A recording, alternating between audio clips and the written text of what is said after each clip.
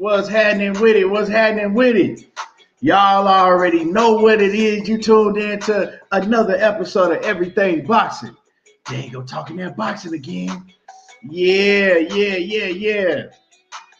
When you come in the building, make sure that you hit the like button. Hit the like button. Let me know you in the building. Jump in the comments. Let me know you in the building. And we definitely gonna cook today. I'm probably gonna have an open panel today. Yeah, we definitely gonna cook, man. We got some topics that we need to get squared away. You know, some topics that we didn't get to, that we did not get to, yesterday, and we're gonna cover it all.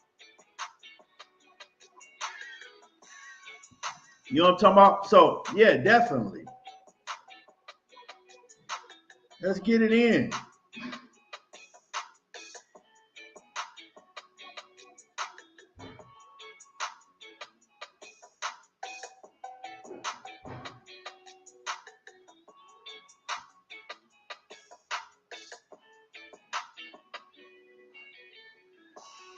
STE Evans, straight from Liverpool, UK. Salute and welcome.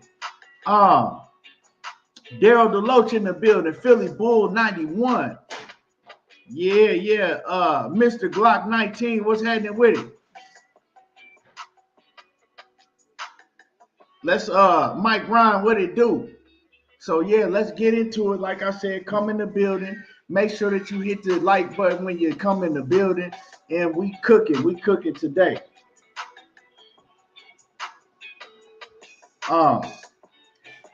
Man, tomorrow, I guess we got the press conference with David Benavidez and Demetrius Andrade tomorrow. And y'all be on the lookout. I'm gonna have David Benavidez on here soon. So, chop it up with him. I don't know if I'm gonna go live stream with it. I might, but I'll drop it. When I do the interview, I'm gonna drop it so y'all be able to see it either way. I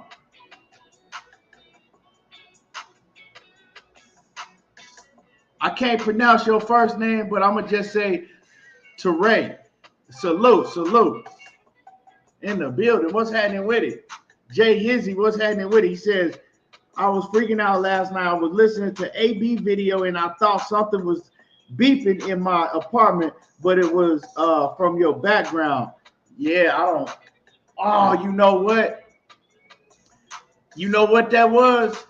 It's probably the battery need to be changed out. Well, I thought it was a new battery. It need to be changed out in my smoke alarm detector. That's probably what that was. Yep. And it's crazy because I'm so used to hearing it, I don't even hear it no more. So I'm so used to that sound, I don't even hear it no more. But thanks for reminding me, I got to change it out. Yeah.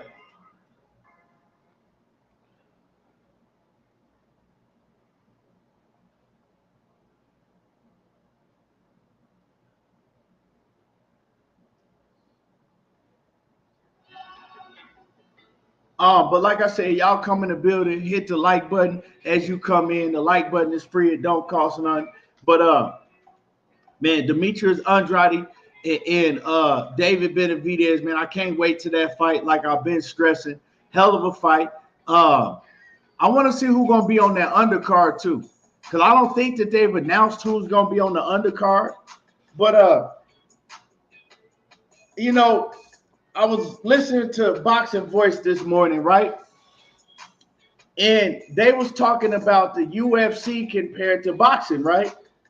And they was talking about that, Dana White is stacking all of these UFC cards with all these big name fighters on there, putting, he stacked the cards.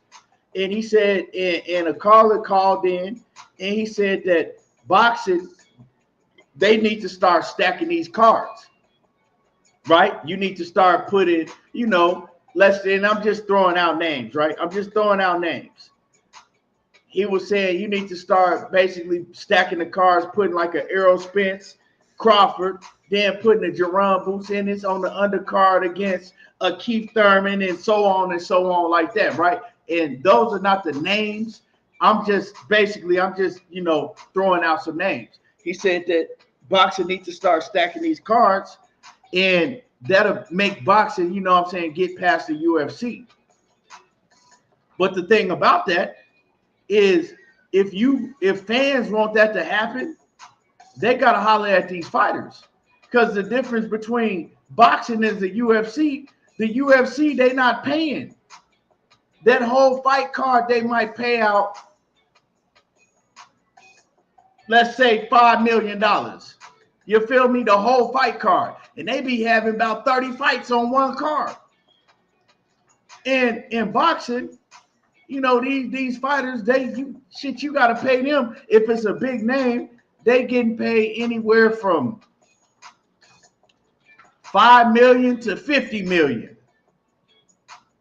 You see what I'm saying? So boxing, the businesses ran different, so they're not able to stack the cards like that because they give us a big main event. Them dudes is eating up they eating. You know what I'm saying? They taking all the money from anybody else to be paid.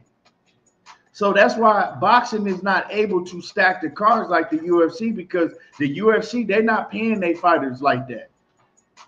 And I mean, that's why you see a lot of these MMA fighters, they trying to come over to boxing and get some money. Francis Ngannou, he ain't never got paid like that in the UFC. That's why, he came over to boxing to fight Tyson Fury, and he's making his biggest payday by a whole shitload.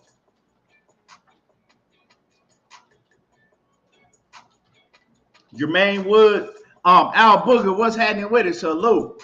Patrick Bell in the building. Mike C. He says they announced Kermel Moden. Okay. Gonna be on that card. Hopefully they show him. You know what I'm saying? They announced him last time. They ain't even show him. We had to watch highlights. My man Jermaine Wood said UFC is a white people sport. The whites left boxing and went there. I mean, it's funny you say that shit. Man, it's funny. I like UFC, right? I don't keep up with it like I used to back in the day. Like, I used to be a huge UFC fan, right? Like, I used to watch the UFC.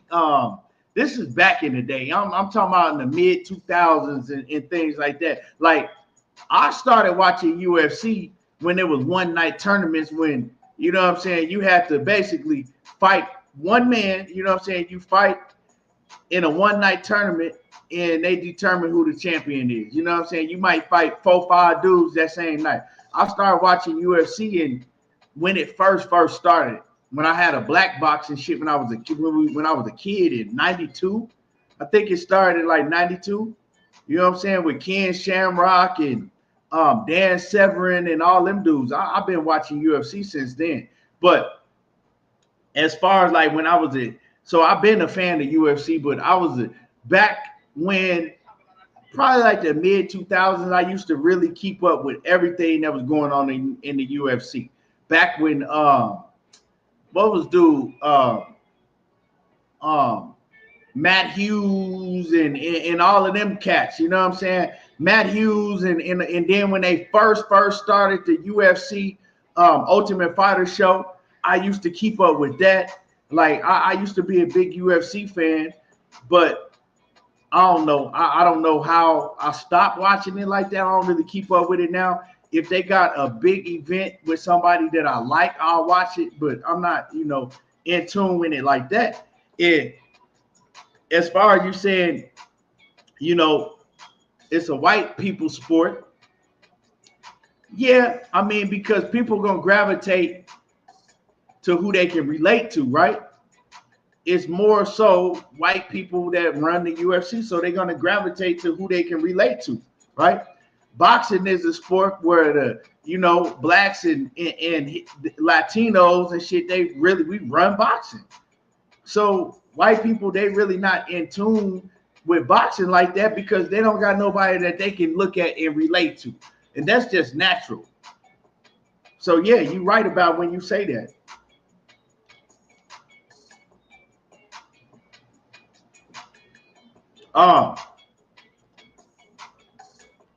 I can't even pronounce your name, so I ain't gonna try to mess it up, man.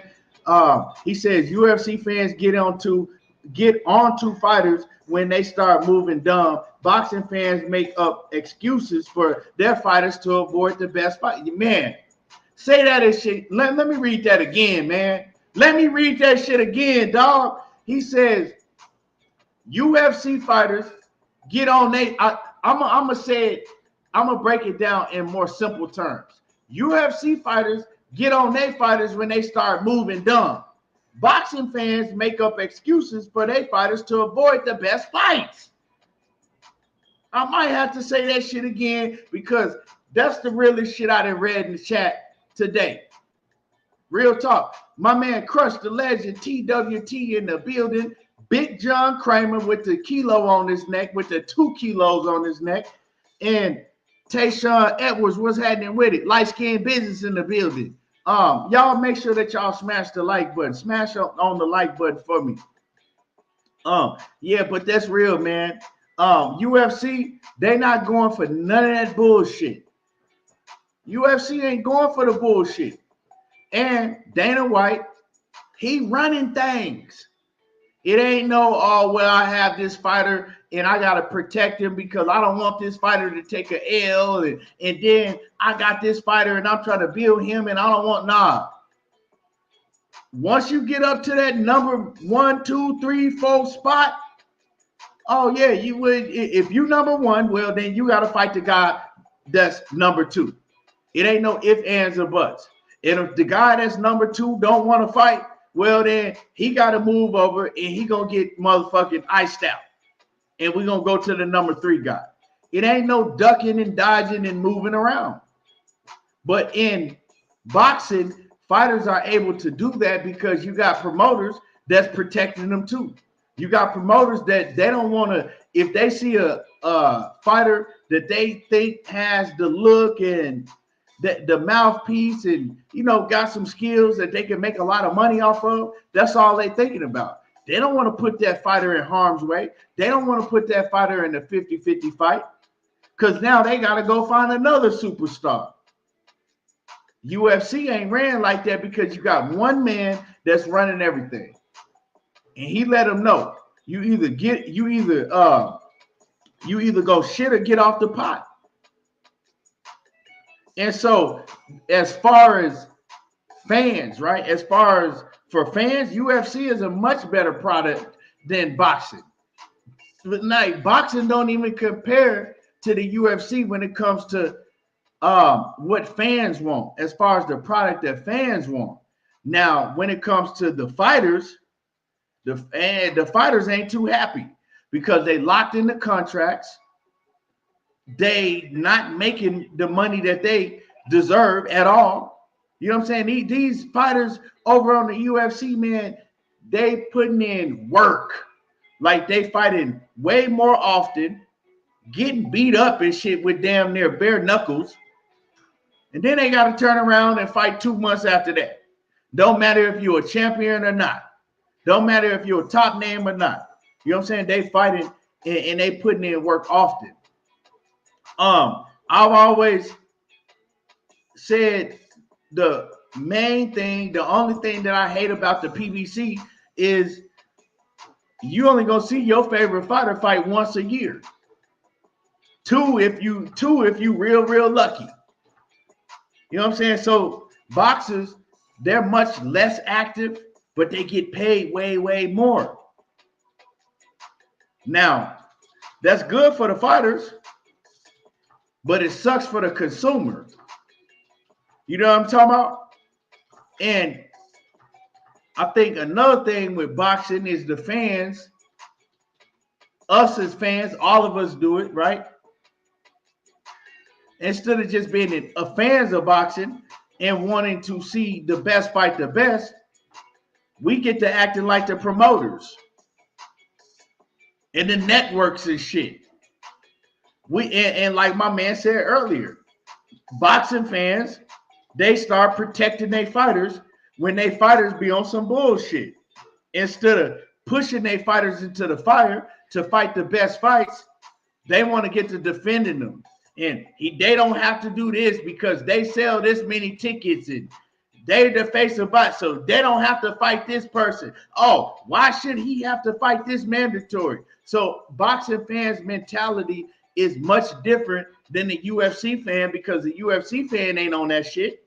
The UFC fan is already programmed to know when the champion has another, contender that's coming up in the ranks, fucking shit up.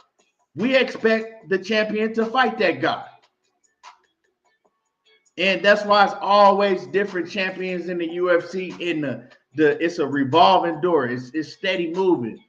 So yeah, they have a much better product for fans. And that's what, like, I'm gonna tell you this, right? If you're not a promoter, if you don't have a fighter signed under your name, right? And you're not the network, you're not a Showtime or a Fox or something like that, and you're not a fighter, you're a fan. It don't matter if you're a journalist or whatever you call you still a fan of sport. And I think a lot of boxing fans forget that. But, when you're doing this that I do and that a lot of other people do, money it is a big topic, who's selling what and all of that. It's a big topic in the sport of boxing, right? It's a big topic. I don't know. I hate that it became like this, but it is a big topic in the sport of boxing. So, we got to talk about what the topic is. We have to talk about that, right? I got to talk about that. Even me personally, I don't give a damn who is making what. You know what I'm saying? Because I'm not eating from it. But, I got to talk about it. But anyway, y'all make sure that y'all hit the like button. Smash the like button for me. Give me 1 second. Let me answer this phone call real quick. Give me 1 second, y'all.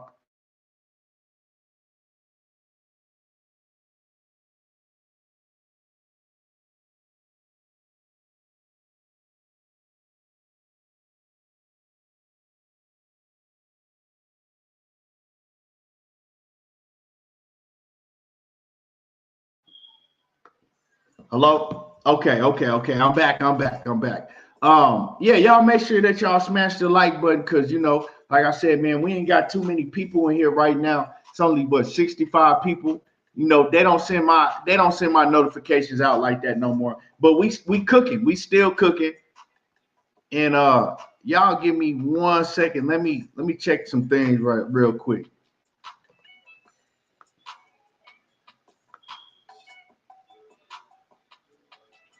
1 second, y'all.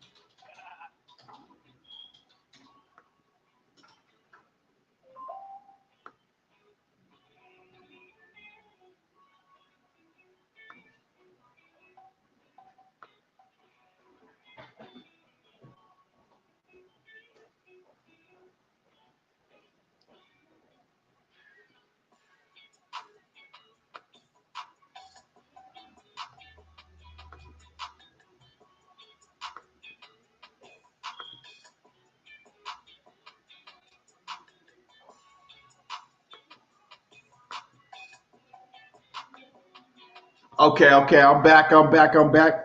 Mr. Blue said I had to unsubscribe from you to get notifications.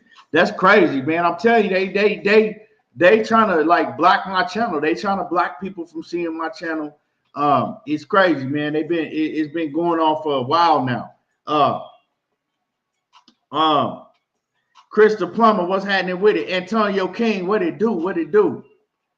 Brandon House in the building. What's happening with it, man? I ain't seen you in a minute. Yeah, but let's move on. Like I said, moving on, man. We got man, we got some boxing, man. So let's talk about this, right? This is the thing I want to talk about, right? Errol Spence, right? Errol Spence, man, I'm gonna tell y'all right now, he probably not gonna get this Terrence Crawford fight. Like the Terrence Bud Crawford fight is not gonna happen. And it's funny, right? Because I'm scrolling and I see Blue Blood, right? And you know, it is what it is. I see Blue Blood. He did a show. I guess he did a show today, and he says Showtime executives don't want Spence versus Crawford rematch next, right? And it's funny because if you go back in my archives, I did a video about that over a month ago. I also talked about it on a live stream that I did, you know, well over a month ago. I told people how the Showtime execs, so I don't know if he just, you know, bouncing off the shit that I've been said, you know what I'm saying? Because I did a video about that shit. You can go back and look. And I did a live stream telling everybody that if anybody in here, you know what I'm saying, I'm pretty sure that it's somebody in here that remember me doing that and telling people that the Showtime executives don't want that fight. But it's funny though, because everybody, when I was saying that shit, everybody, including Blue Blood, was posting up that Errol Spence and Bud Crawford was fighting in December. Ain't that shit funny? Right?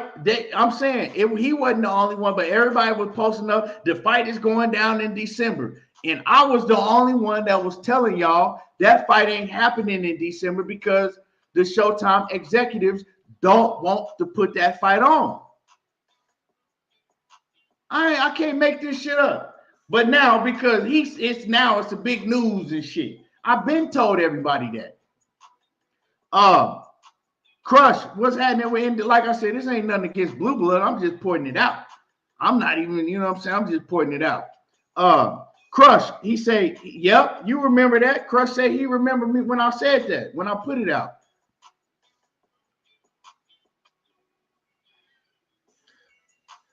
That's cool. I'm not really worried about that. But I appreciate you letting me know. But anyway, yeah, man. So that's crazy, you know what I'm saying? But I mean, I've been knowing that, and to me, it was common sense because I was hearing Steven Espinoza talk, right? John Kramer said he remembered when I put out that video, yeah. And when I put out the video, I told people why I was saying what I was saying, and my main reason was Steven Espinoza. He was basically saying in so many words that he didn't want that fight to happen next. You know what I'm saying? He was talking about how Errol Spence needed to get checked by a neurologist and they need to see if he was okay. And then he started talking about what they had for Terrence Crawford next, right?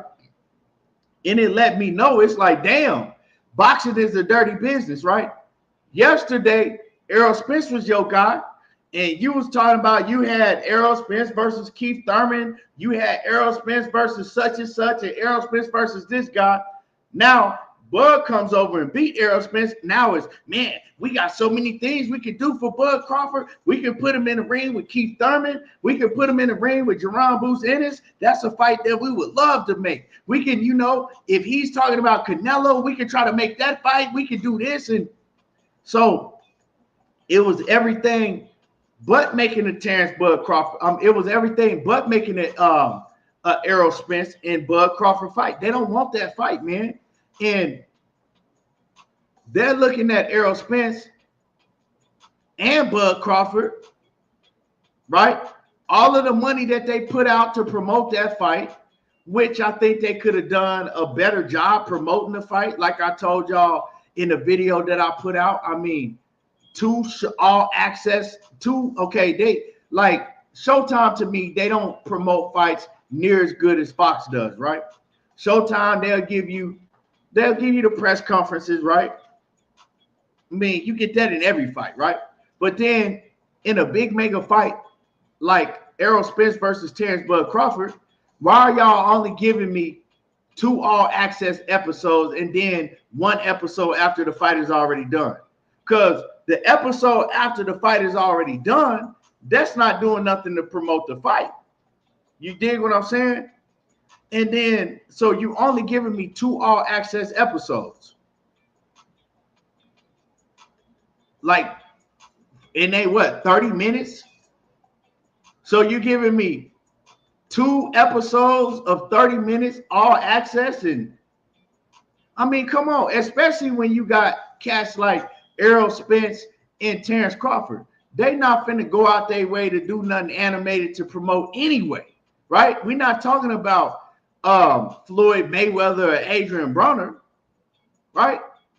So you got to give more than that. So of course they didn't put a lot of money into promoting the fight, but whatever money that they did put into promoting the fight, right? And then the fight turns around, it only do 650,000 pay-per-view buys. It ain't a flop, right? It's not a flop, but it didn't go through the roof neither, right? So, I mean, I'm not going to say they broke even. I don't know if they broke even. So this is what I'm going to say. They either broke even right after they paid the fighters out, or they got a little money off of it. But when they look back, they're looking at that fight like, shit, all the shit that we had to do, it wasn't really worth putting on this event for our pockets. That's what the executives is looking at. So they don't want to have to go through all that shit again and then put on another fight with Errol Spence and Terrence Crawford that's probably going to sell a lot less than the first one did, because everybody was fiending for the first one for 5 years. Now we already got that. So people ain't finna be tripping over no rematch like that. It wasn't nothing dramatic that happened in the rematch to make people want to, you know what I'm saying, trip over buying it again. I'm not even tripping over seeing that rematch. If they put it on, they put it on. If they don't, I'll be good. You feel me? And I'm pretty sure a lot of people feel the same way that I do. Ain't nobody's fiending for no rematch with Errol Spence and Terrence Crawford. It is what it is. So being the huge boxing fan that I am, and like I'm saying, I'm a huge boxing fan. If I feel that way, what you think the average casual fan feel? They not finna pay for that shit. So you put another fight on with Terrence Crawford and Errol Spence, and probably do 400,000 the next time. You know what I'm saying? It's not gonna reach like that. So the executives, they know that.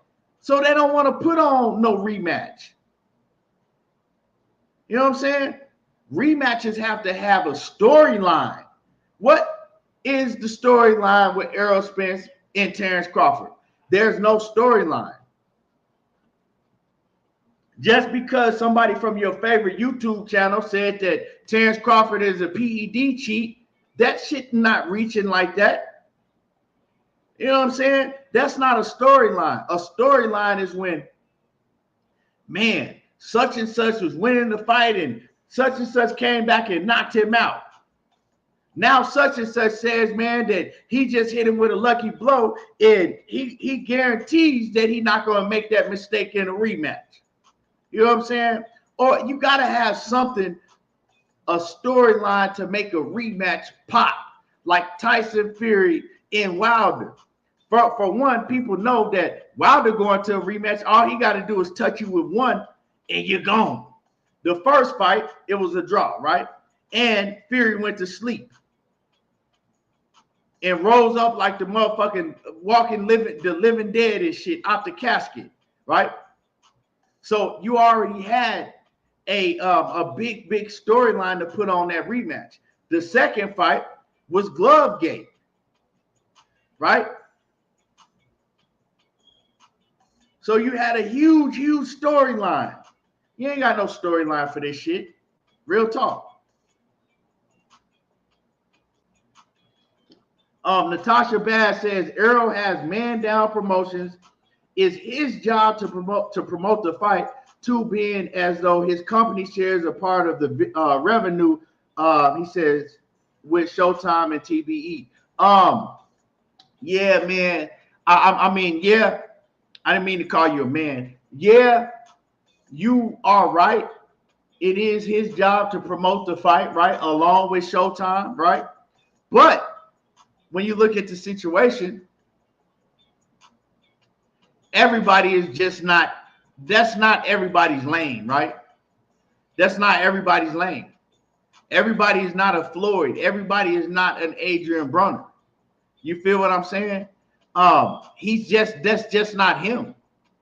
He gonna do what he's obligated to do, and he ain't gonna do no more than that. You feel what I'm saying? Like, let's keep it a buck. The press conferences wasn't even exciting like that. The only reason that it was 600 to 650,000 buys is because of the fight itself.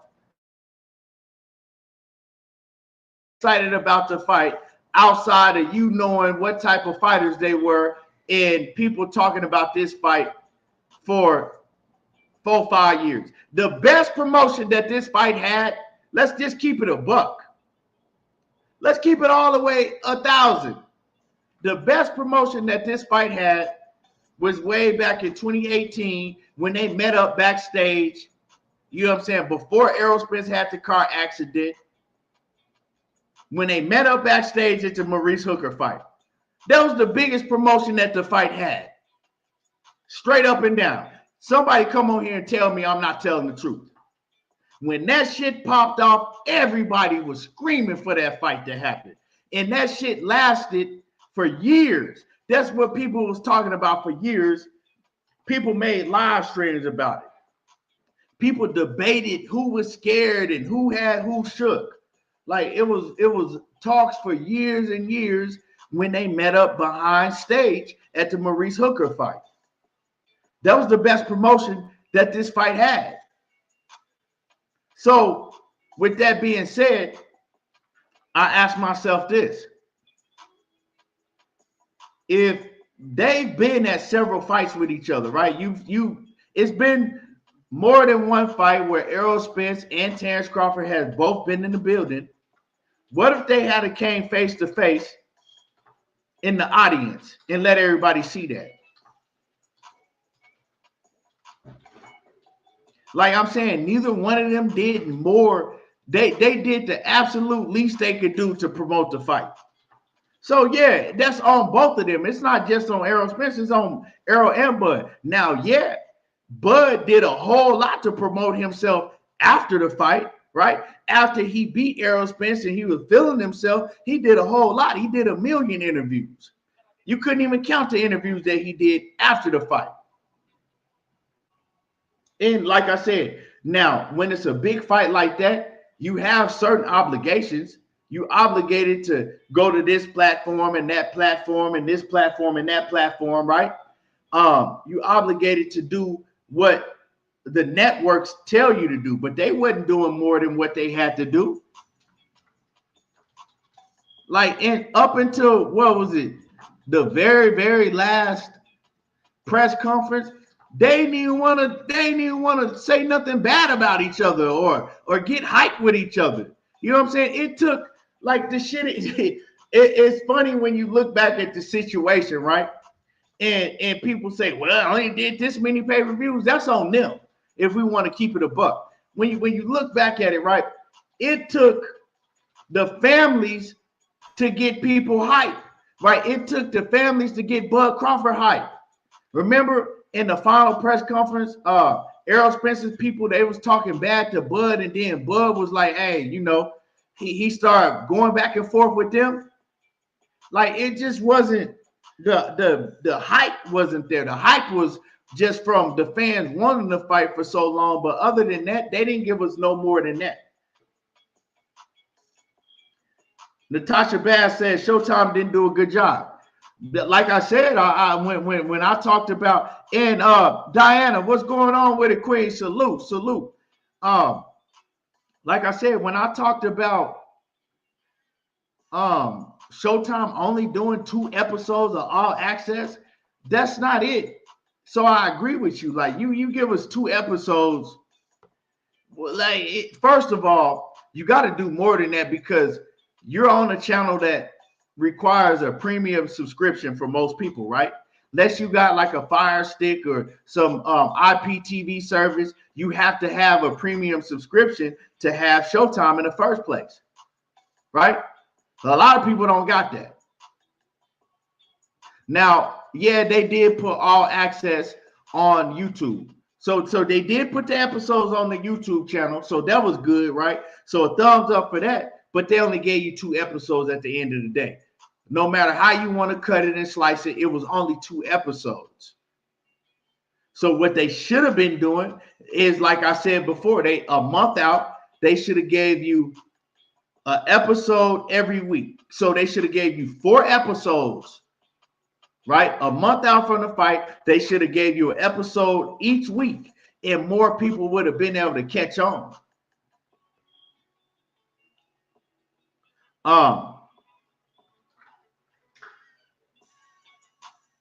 L says there's nothing that would make me want to watch EJ and Crawford again. And I'm pretty sure what he means by that, right? Because I'm pretty sure if they put the fight on, if he a boxing fan, he gonna watch it.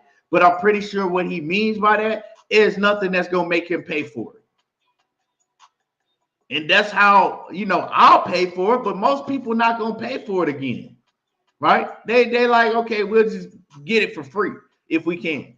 Why are we gonna pay to? It's not. And I blame Errol Spence for this one, right? You can't blame. Oh, I'm sorry, El. She said that it's nothing that'll make her want to pay for it again, and I think that's Errol Spence's fault right now, right? Because you can't blame. As much as I don't like Terrence Crawford, like I said, I'm not one of the channels that's going to run a narrative and shit on somebody because I don't like them. I'm going to keep it a buck, whether I like you or not. But you can't blame Terrence Crawford because, yeah, he's doing some bullshit with the whole 147-pound shit. So not talking about that, right? But as far as promoting themselves and even trying to make their name bigger after the fight, you don't know, you ain't heard nothing from Errol Spence. He haven't gave you no storyline. He haven't said nothing. He ain't even came out and said, look, man, I'll be way better at 154. I should have left the weight class of 147 a long time ago. I'm going to be a beast at 154 pounds. Like at 154, ain't nobody seeing me. He ain't even came out and said that, right? So when I ask myself, when I say that, right, how can you want people to buy a rematch if you're not saying shit? You know what I'm saying? Like, and that's the thing. I'm a fan of Errol Spence, a huge fan of him. But why am I going to defend that? Right? You ain't said nothing at all. You ain't even came out and chunked the deuce to your fans. You ain't said shit to your fans. And then you're going to want people to go out and buy a rematch or root for a rematch between you and Terrence Crawford when you ain't said shit? Like, let's just keep it real, whether you're a fan of that man or not. Let's just keep it a buck. Bro, you're not giving me nothing to want to see. Right now, I'm like, shit, he don't need to get in the ring with Bud no more.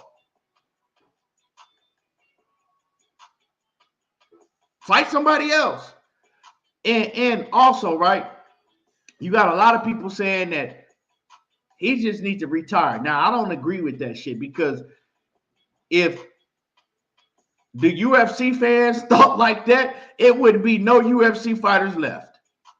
You know what I'm saying? Except for John Jones. John Jones would be swinging at the fighting the fucking ghost because all them motherfuckers got a whole lot of L's. So we got to stop with this. Oh, he lost. He needs to retire. Or he got beat. I've seen a lot of UFC fighters get beat the fuck up. And I'll put the emphasis on it.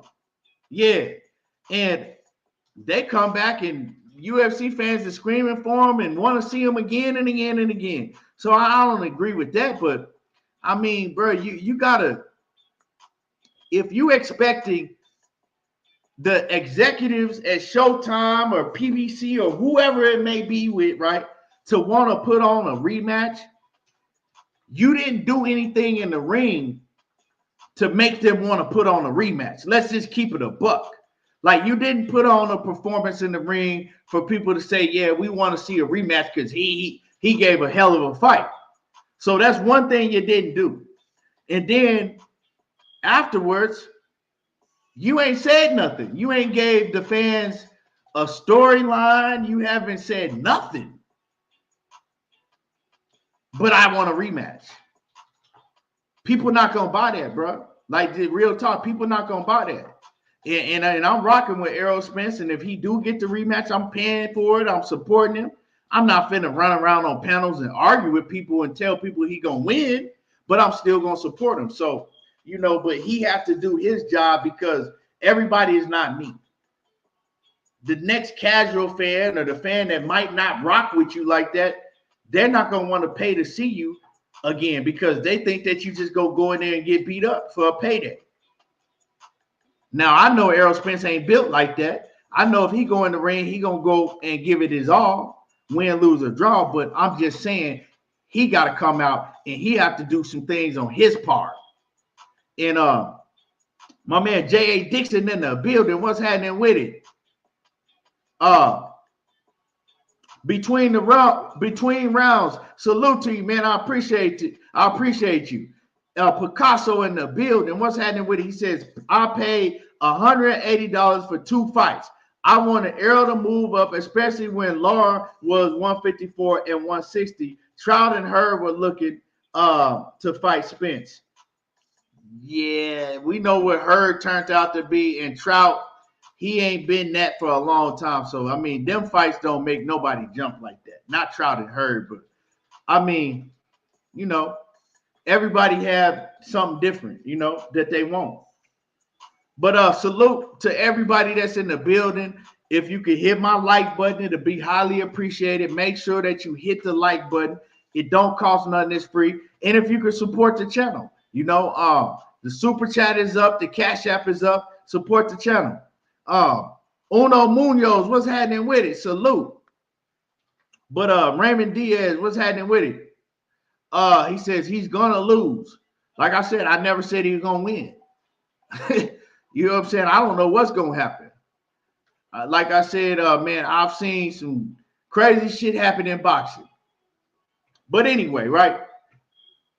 Moving along. Enough about that. You know, I just, you know, you just gotta, if you expect people to support what you selling, you got to do something to sell it. Bottom line, you got to do something to sell it. I can't have a product and never show the product, but then expect for my product to sell off the motherfucking shelves. If I ain't showed nobody the product, I ain't said nothing about the product, I just expect it to sell because I had a product 10 years ago and I used to sell some shit. Like, come on, man. It don't work like that. J.A. says, I wouldn't mind seeing Spence versus Castano, but I don't know if he's ready for that bud work right now. You don't know if he's ready because he ain't gave you he haven't said nothing to you or me to tell you that he's ready or to tell you that anything gonna be different.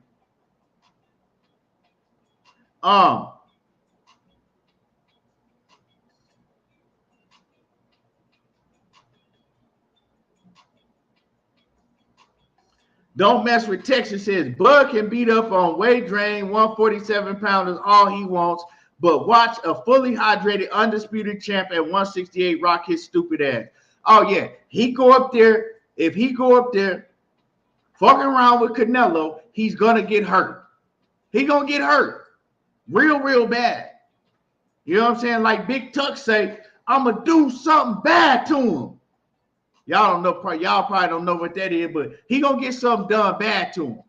He go up in there trying to tussle with Canelo Alvarez, he gonna get something done real bad to him. Let his ass go up there though. Let his hard-headed ass go up there though. I ain't gonna lie.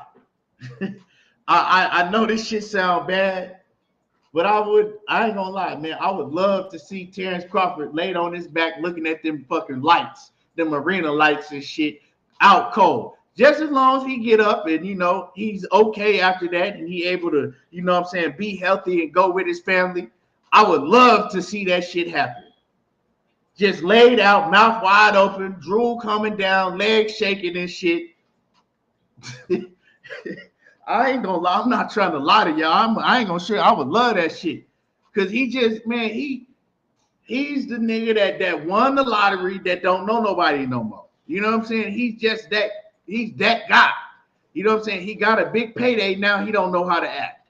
All of a sudden, he's the biggest name in boxing in his own mind with Canelo Alvarez. Him and Canelo, the biggest fight. Come on, bro. Get the hell on somewhere. You know what I'm saying? Get the hell on somewhere with that shit. But moving along, like I said, man, I'm about to open up the panel. I'm about to open up the panel real soon. And I want to cook on first, right? Matter of fact, I'm going to open up the panel now. Right? I'm going to open up the panel. So the link is going to be in there. So if you want to hop up. Now, if you've never been up here, you're going to have to, you know what I'm saying, show me your face in the background. We ain't going to have none of that weird shit, you know. So if you never been up here, just if you hop in the background, just, you know, turn your camera on so I can see your face and that's it. And make sure that y'all hit the like button. Hit the like button. Make sure that y'all hit it. It's free.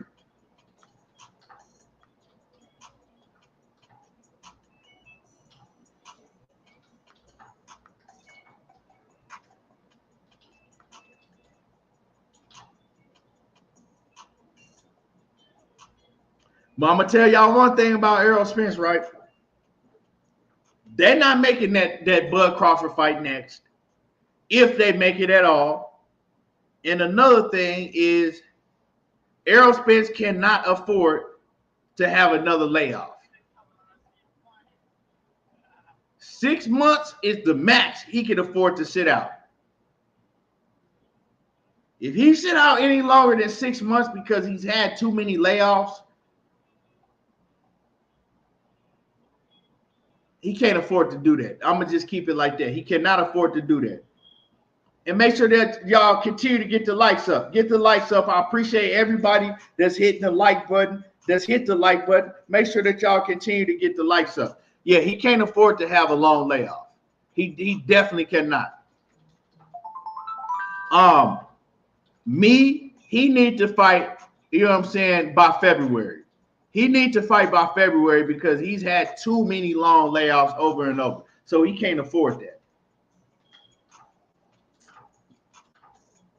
Now, moving along, right? We got the link is posted. We're going to cook on two things.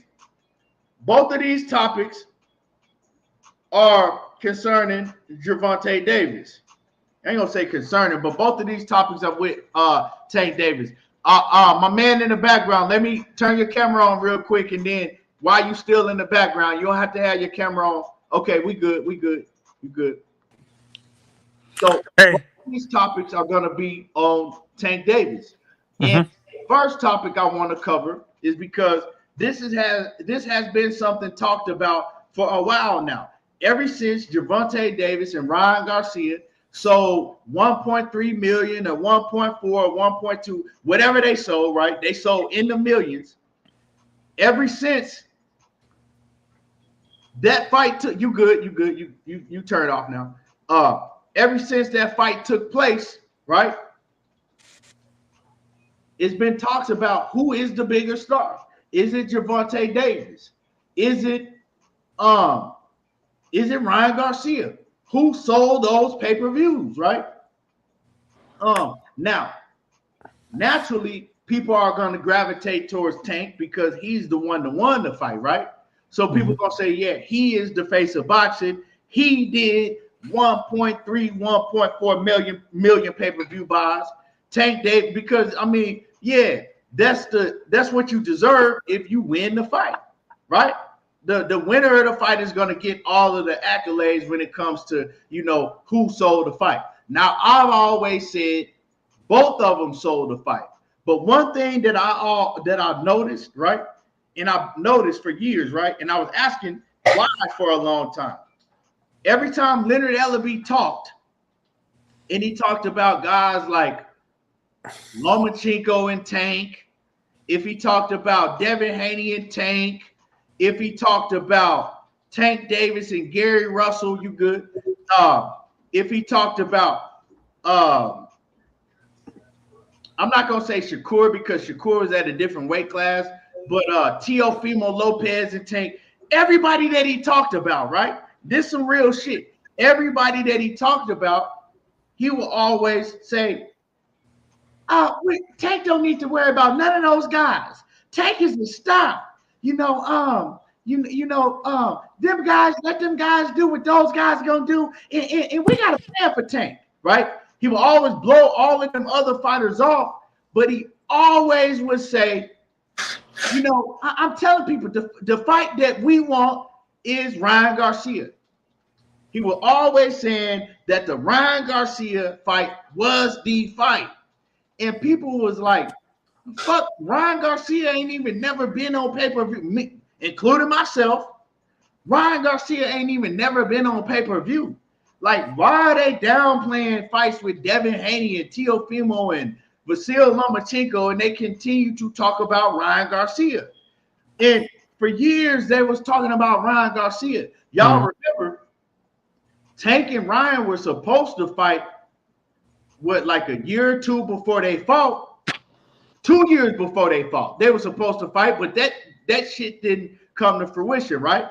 And then it finally came together, right? But he was always talking about Ryan Garcia. Ryan Garcia is the fight. And they did everything that they could to push to make that Ryan Garcia fight.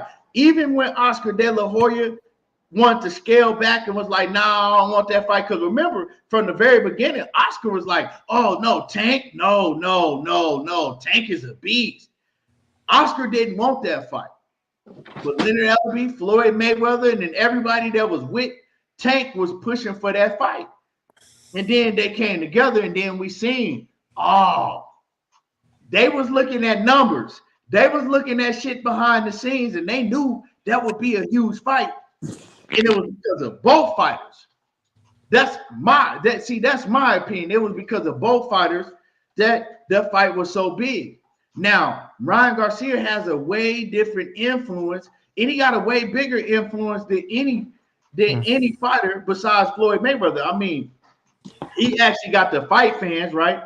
The casual fight fans, but he also have a fan base that don't even give a damn about boxing. They just like him, right? And we seen that. So I think that's one of the biggest part of the fight selling like it is now. Gervonta Davis, he got a huge fan base too, but his fan base is more so casual boxing fans and diehard boxing fans, right? Now, when you look at the numbers, when Tank was fighting everybody else, because this does matter, he was doing in the 200,000s. The biggest pay-per-view that he ever did was 275,000 with Rolly. Now, Rolly got a mouthpiece, right? Other than that, he didn't do nothing past 200,000. Now, what the question is, right? What the question is, and Ryan Garcia had never been on pay-per-view before. But I do want to say this, and this is not me taking up from Ryan Garcia. I want to say this, right? Just because they put you on pay-per-view don't mean that you're a star. We seen them put Chris Arreola and motherfucking Andrew Ruiz on pay-per-view. We seen them put goddamn Luis Ortiz versus Charles Martin on pay-per-view. So because they put you on pay-per-view doesn't mean that you're a star. So I know people be like, well, Ryan, he ain't never been on pay-per-view. Sometimes they just don't put certain fighters on pay-per-view. Don't mean that you can sell pay-per-views if they put you on. And if they put you on, don't mean that you can sell. Don't mean that you can't sell pay-per-views if they don't put you on pay-per-view, right? And it doesn't mean that you can sell pay-per-views if they do put you on pay-per-view, right? Now, Tank Davis, as far as selling out arenas, he's him. People gonna go to see him fight. Mm-hmm. But the question is, are people gonna pay to see you fight? Right? Are you a household name? Like when people paying to see Mike Tyson versus goddamn Bruce Seldon and all these just names that nobody had never heard of before, Peter McNeely and shit like that. Are you? So the question is, right, when it comes down to it, who sold the fight? Right? Who sold the fight? Who brought in more people that was going to come out their pocket to buy the fight? And in 2024, if you put Tank on pay-per-view and you put Ryan Garcia on pay-per-view, who going to do bigger numbers? I'm going to go to my man Anthony first, and then I'm going to go around. I'm going to go around the circle. Okay. For me, you kind of low, man. Your mic kind of low. Can you hear me now? Can you hear me now? Yeah, I can hear you, but it's low. But I want to ask. Can you hear me now? Chat. Can you hear me now? Y'all hear him good? I can hear him. Can y'all hear me? Yeah, I can hear you. Maybe that's that. Oh, you know what? Maybe that's my end because I think I got my volume turned down. Hold on. Yeah, that was on my end. That was my speakers. Go ahead, Cook. Oh yeah, for me, I would say Ryan sold the fight because when you look at his Twitter following and his following outside of boxing, he has around 20,000 fans because Oscar's fans basically gravitated towards Ryan and stuff like that. So the young Oscar De La Hoya fans translated like anybody 30 and below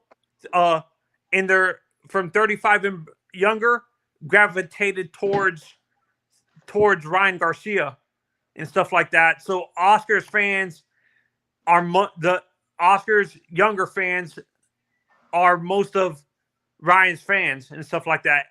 People my age and younger. And I think, and his Twitter follow, he has 20,000 followers on Twitter and stuff like that. So I think Tank sold the fight, but I think the majority of the people who bought the fight are Ryan fans. You mean 20 million followers? Yeah, 20 million followers. Okay, 20 million. That's a big difference. 20,000. 20. Okay, yeah. Okay. So you think that Ryan, so basically you saying you think that Ryan sold the fight because of his followers on TikTok and Twitter, on Instagram, and Oscar's younger fans. The younger fans and people that was basically fans of De La Hoya. Okay. Yeah. Okay. Let me go to my man who came in next. Drake. Let me go to Drake. What's up, y'all? Can y'all hear me? Yeah, you good. You good. All right. I think I'm gonna surprise y'all with this one. I think Ray sold the fight. Because if you look at the history of boxing, what's been doing the biggest numbers? Floyd versus Oscar De La Hoya.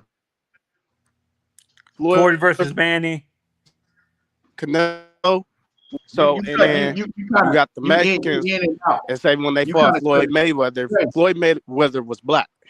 So that being said, they everybody wanted to see Floyd lose, and some wanted to see him win. So that's why a lot of people bought his pay-per-views.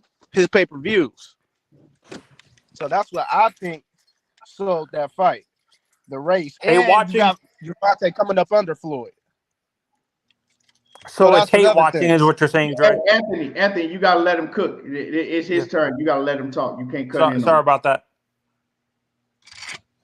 So and you got Gervonta coming up under Tank. Coming up under Floyd. So that's saying something within itself. They want to see Floyd lose no matter what, because Floyd still got a big name in boxing. Probably he's still the biggest name in boxing. So However, they can see Floyd lose too. I think he play a part in that. So that's another thing too. They is basically like a Oscar De La Hoya versus Floyd 2.0 because those fighters come up under each other. That's what I think. Ray stole the fight because that's how boxing history has always been. I could see that people gravitated to the Oscar De La Hoya Floyd Mayweather, 2 shit because I mean that make a lot of sense. Anything else you want to put in on that before I pass it? What was the other question? That we ain't got to the other question yet. I think you had said something about like Tank doing more pay-per-view numbers. Ryan. Yeah, 2024. So in 2024, who gonna come? They first fight, right? Well, we know Ryan. He got a tune-up fight, and then they putting him on pay-per-view. It's supposed to be against Teofimo Lopez, right? That's what Bob Arum is saying. That's what Oscar is saying, right? So you put Gervonta Davis. I mean, you put Teofimo Lopez and Ryan Garcia in the ring with each other. Tank is the face of boxing. That's what everybody's saying. Can Ryan Garcia outsell him in his next pay-per-view? We don't know who Tank gonna fight next. I don't think so. I don't think Ryan is gonna outsell Tank because no matter who Tank fight, he going on pay-per-view regardless. So you see Ryan next fight, he ain't going on pay-per-view. Because if Ryan was that big of a star, I feel like, and that big of an attraction, which he really is, though, they would put him on pay-per-view regardless. Yeah, well, we're not talking about his next fight. We're talking about 2024. Oh, so 2024. Okay. Yeah, I think Tank gonna outsell him still. I think Tank gonna outsell him still. Okay. Cedro Star, it's your go. Yo, what's good, buddy? How's everything? Starting with you. All right, so I think it's a little bit with both of them, but I think it's a couple of reasons. All right, one is that being that Ryan is Hispanic, and you know how they do with their people, they always support. And then he's this pretty boy, social media dude, so he got all the girls. He probably had girls buying the pay-per-view, to be honest. And then it's a little mixed up with what homie said before, Dre. Like it's like reliving the Mayweather versus De La Hoya fight. So you bringing in those old fans too. You bringing in they fans. Then they got they own individual fans and the social media, and then it becomes an ethnic thing after a while. Some people just support because let's support because we're gonna support our people.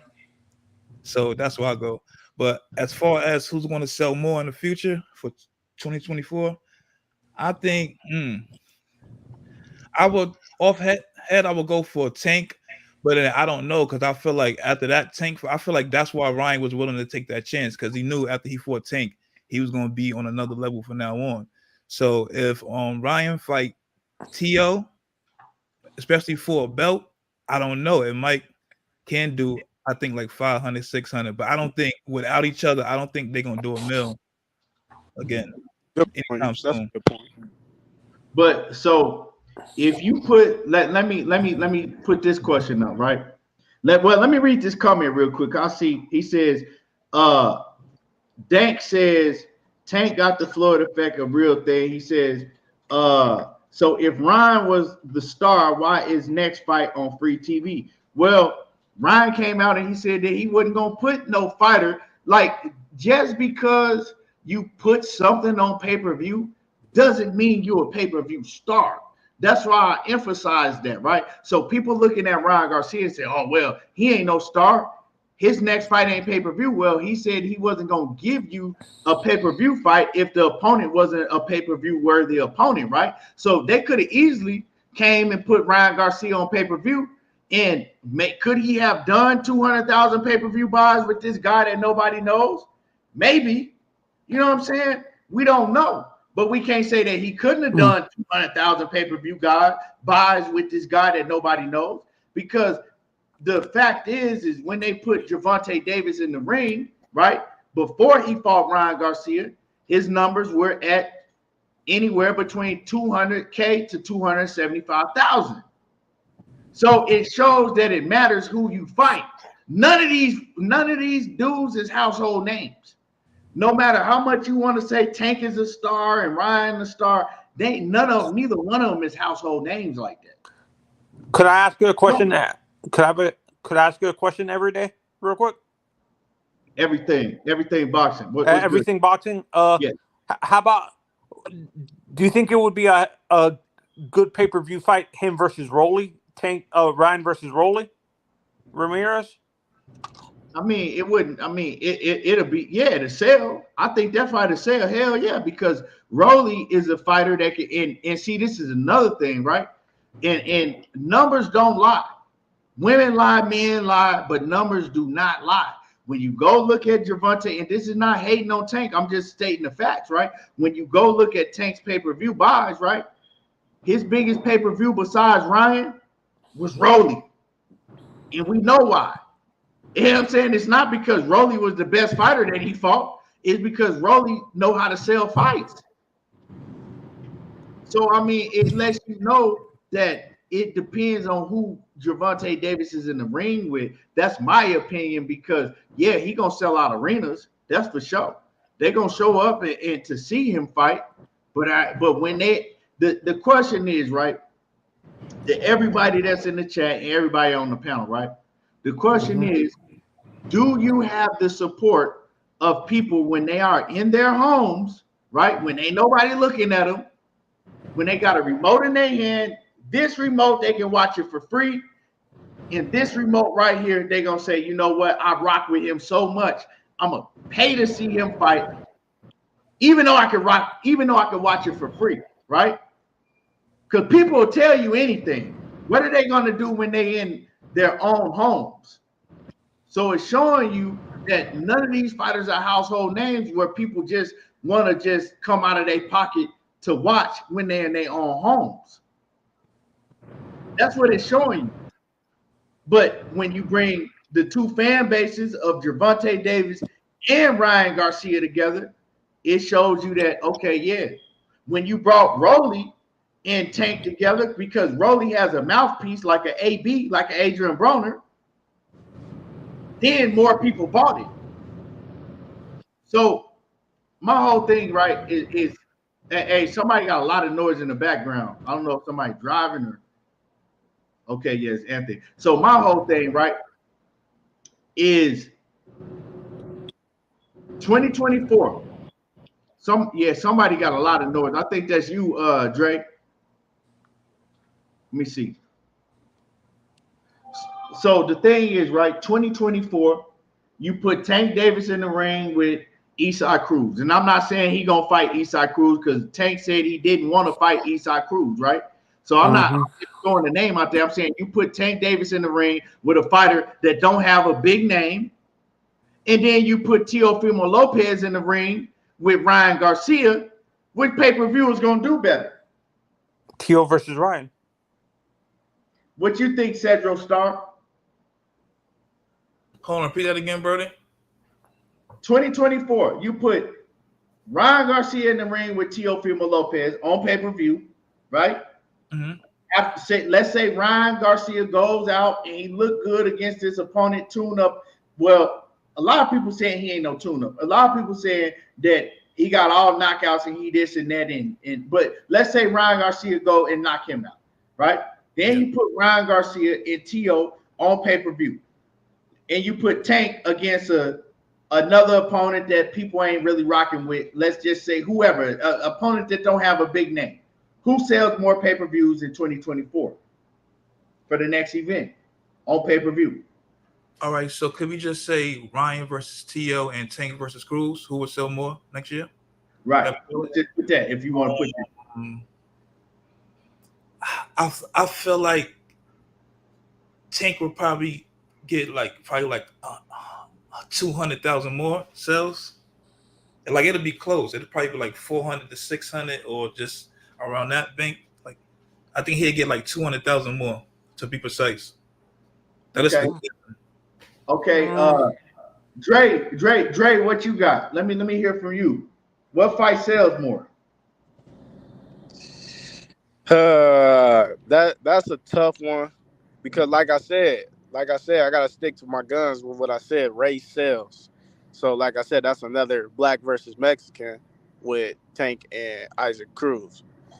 So Isaac Cruz then came bigger off the first fight, but the Ryan versus Tio is a better fight.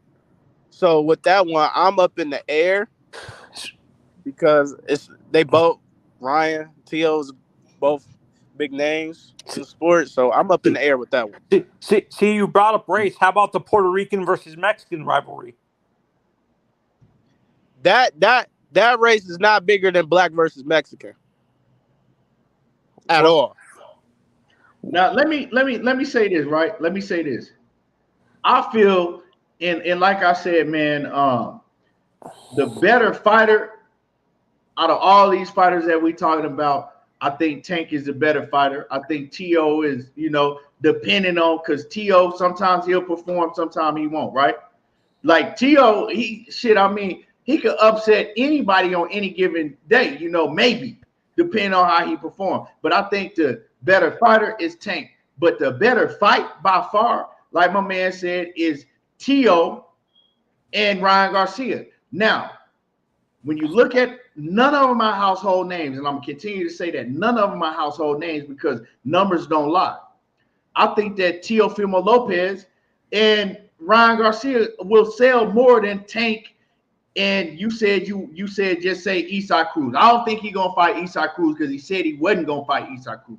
But let's just say it's Tank and Isaac Cruz. I think that Ryan Garcia and Teofimo Lopez will sell more. I really do.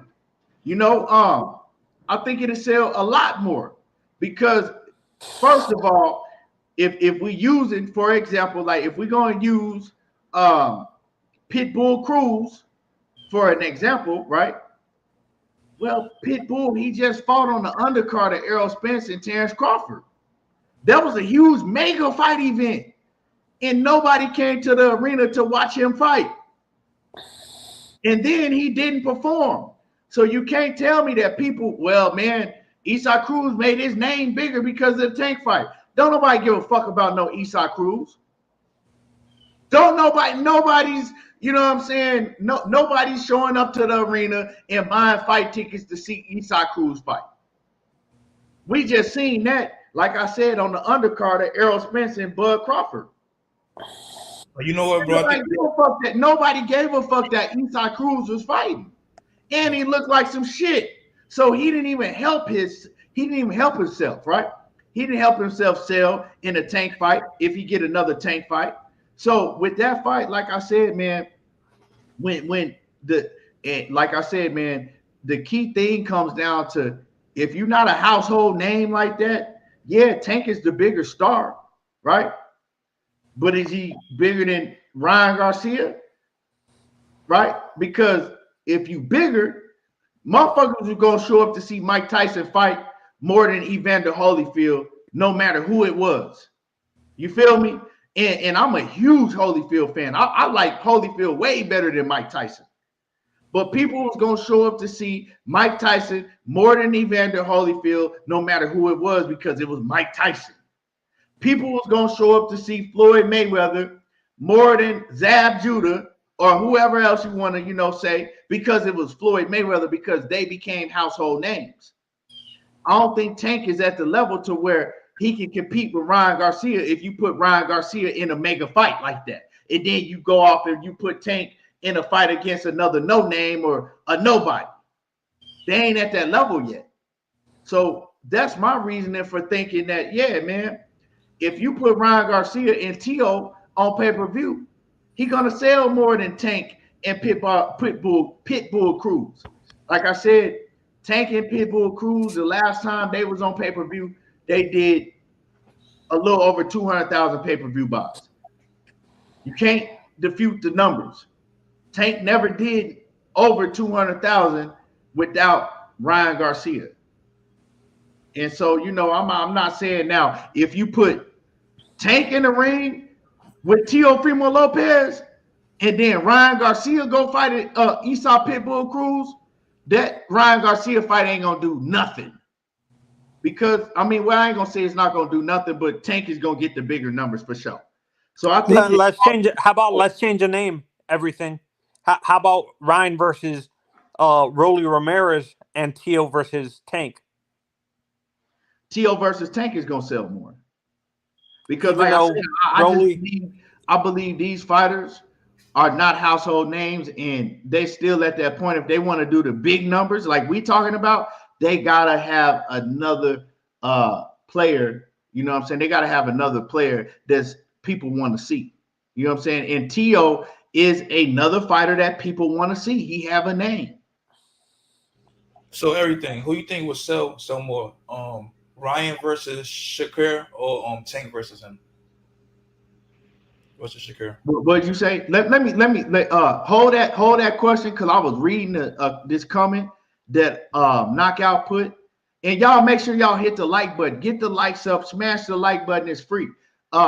Knockout said if you put Tank with a no name, he's still gonna be on pay-per-view. Ryan about to fight Oscar Duarte on free TV. But like I said before, Knockout, that means nothing. Because you put a fighter on pay-per-view, that doesn't mean that you're gonna fucking do big numbers on pay-per-view. Like I said before, they put motherfucking Charles Martin and Luis Ortiz on pay-per-view. Did it mean anything because they put them on pay-per-view? When they put Chris Arreola and motherfucking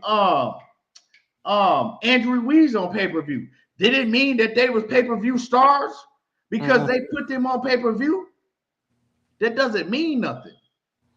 You know what I'm saying? Yeah, they not putting Ryan and Oscar Duarte on pay-per-view because you don't see DAZN putting or Golden Boy putting on pay-per-view fights unless it's a mega fighter that's fighting another somebody with a name, unless it's Canelo. They don't really put on pay-per-views like that. Yeah, so they don't. That doesn't mean because they're not putting Ryan on pay-per-view and they putting Tank on pay-per-view.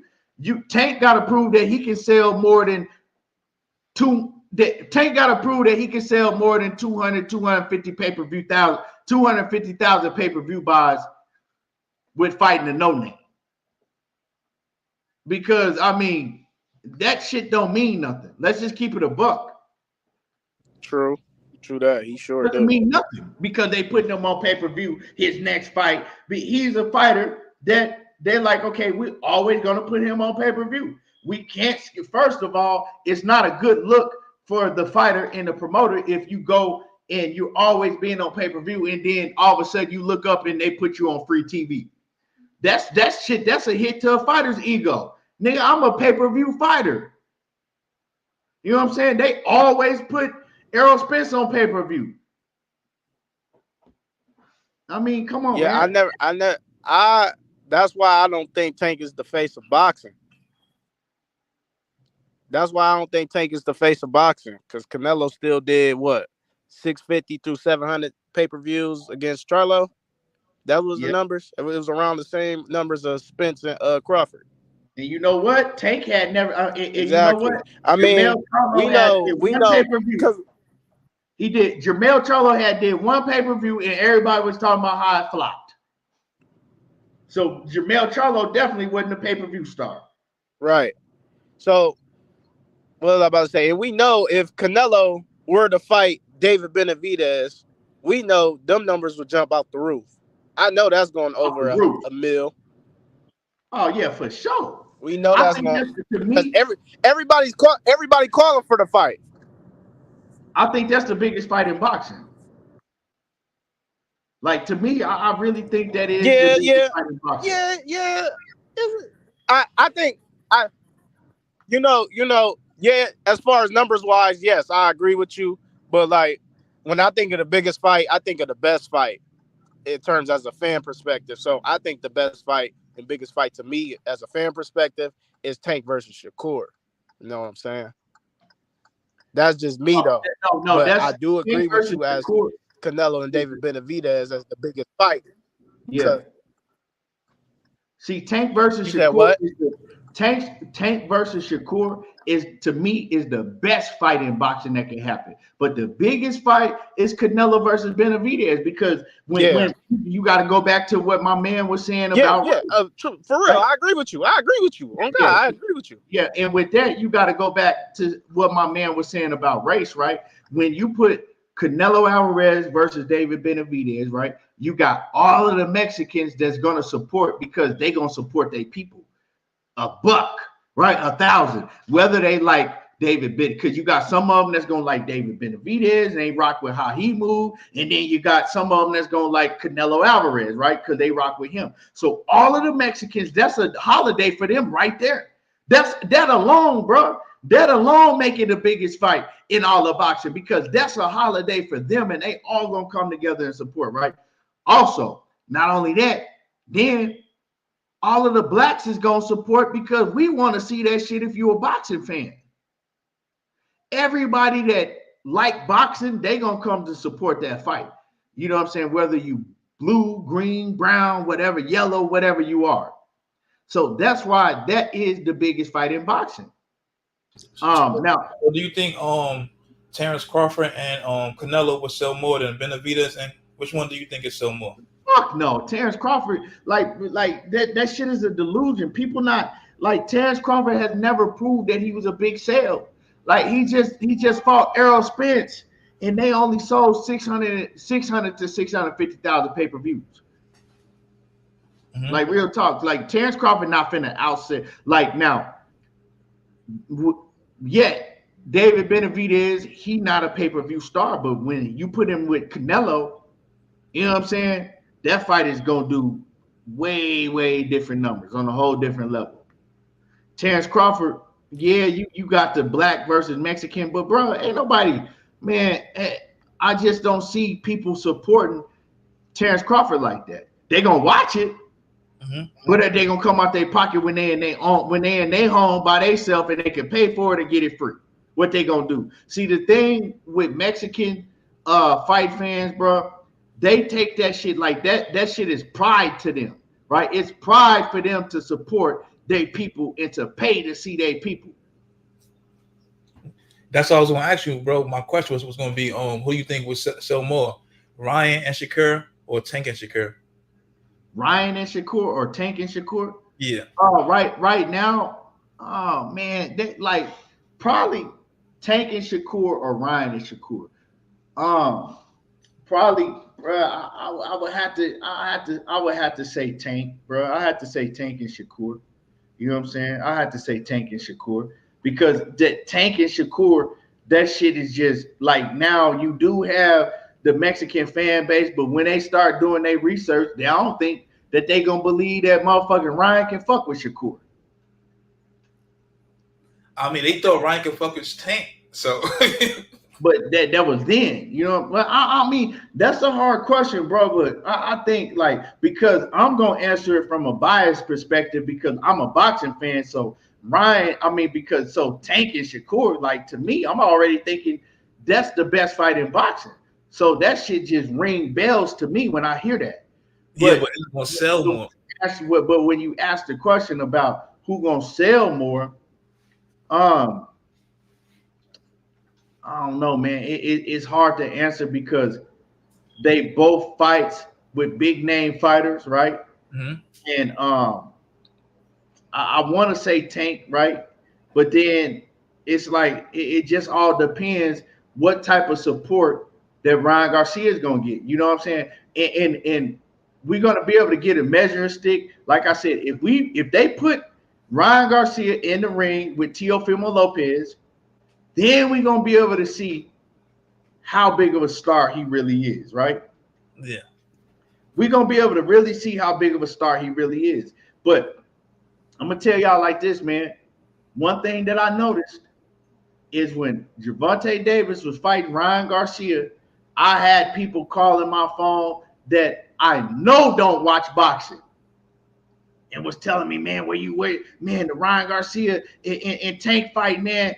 And I never had that happen with no other Tank fights like that. And I'm not saying I know Tank, you know what I'm saying, as far as boxing, and when you compare him to these other fighters, yeah, he's a star. He ain't no household name yet. Ryan Garcia ain't no household name yet. But when you put them together like that, man, they did something that I think a lot of people were surprised about. But now the question, everybody gonna be looking, right? everybody gonna be looking when Tank fight his next fight, regardless of who he fight. They gonna be looking to see what type of numbers is he gonna put up, right? Mm-hmm. Everybody gonna be looking to see, man, what Tank numbers go. No matter what he do, no matter how spectacular he perform, people gonna be waiting for that next Monday and that whole next week to see how this fight sold, how many pay-per-view buys he did, right? Yep. They're gonna be doing the same thing with Ryan Garcia. I mean, that's what happened, bro. You saying you the face of boxing, so yeah. If he is the head that wears the crown. And people, so of course, Knockout is somebody that's a huge fan of Tank, like my man Knockout. He gonna tell you that Tank, you can put Tank in the ring with motherfucking with Ivan Red catching, he gonna sell. He gonna sell more than Ryan Garcia. That's false. He ain't shown that. You just assuming shit because he's never shown that. We got to go off the numbers that we've seen. J.A. Dixon says, what about Tank versus Haney and Ryan versus Haney? That's another good one, man. That's another good one. Those are hard. Those are hard questions to answer, dog, because those are like fights that if you just by hearing them, they like probably on the even playing field fights. Of course, you're gonna pick Tank out of all of them. I'm picking Tank to beat everybody that you named on there, right? But it's hard because who really sold it's all gonna come down to who people clicked that pay-per-view to buy when Tank and Ryan Garcia fought. Who sold the fight? You know what I'm saying? You could gauge Tank Davis. His highest pay-per-view was 275. You can't gauge Ryan Garcia because they never had put him on pay-per-view before, but it don't mean that they couldn't have put him on pay-per-view, right? So it's just hard to say, man, when it comes to that. L says Tank and Ryan are household names because they're following of young people on social media. Now, household names mean that if you fight at Isaac Pitbull Cruz, if you fight at Rolly Romero, you still gonna do 1 million pay-per-view buys with whoever you get in the ring with. That is the meaning of a household name. A household name is when your mama know who Gervonta Davis is, and you know what I'm saying, and Ryan Garcia.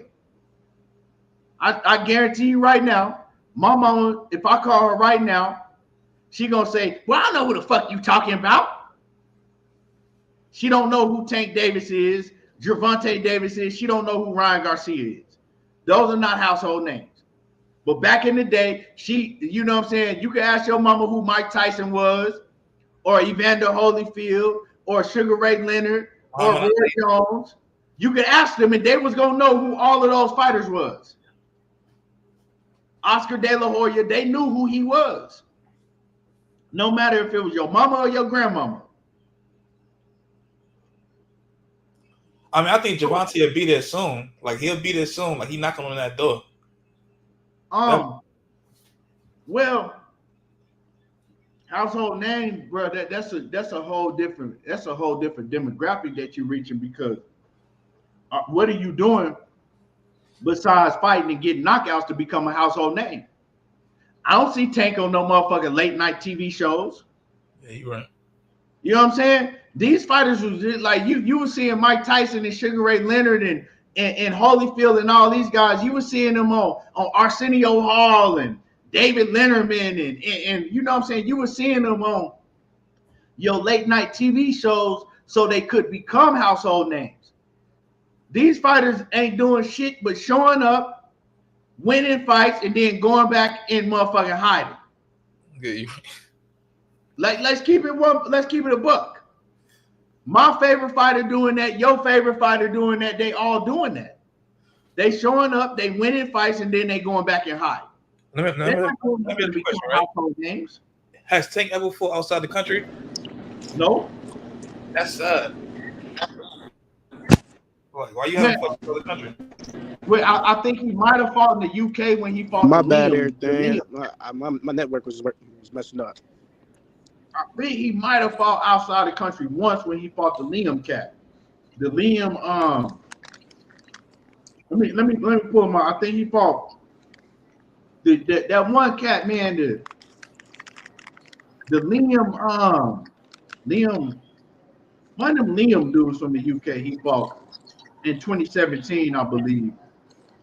I'm pulling it up right now. It was Liam Walsh. He fought in, yeah, he did fight. He fought in the UK against Liam Walsh. Okay. So look, do you guys think this prize fighter thing, like I don't understand how. All right, what's the face of boxing? Like I'm the best in boxing, or I can sell the most tickets because it's like this yeah, you don't have no belts. That's why I want to get to that. Like you don't have no belts, bro. Like it's no legacy. So like, what's up, bro? Like, how you the face of boxing and you not even a champion?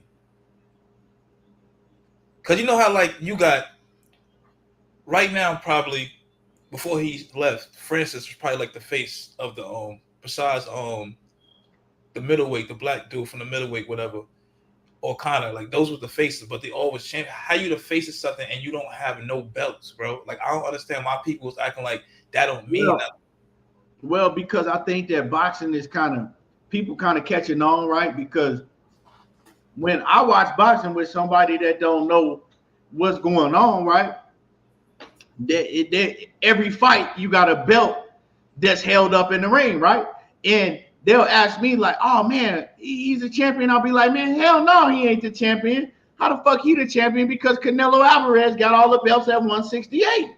So how is motherfucking, you know what I'm saying? I'm just throwing out a name. So how is Demetrius Andrade out here holding up a fucking championship belt in the 168 division when Canelo Alvarez is the champion and have all the belts and he undisputed?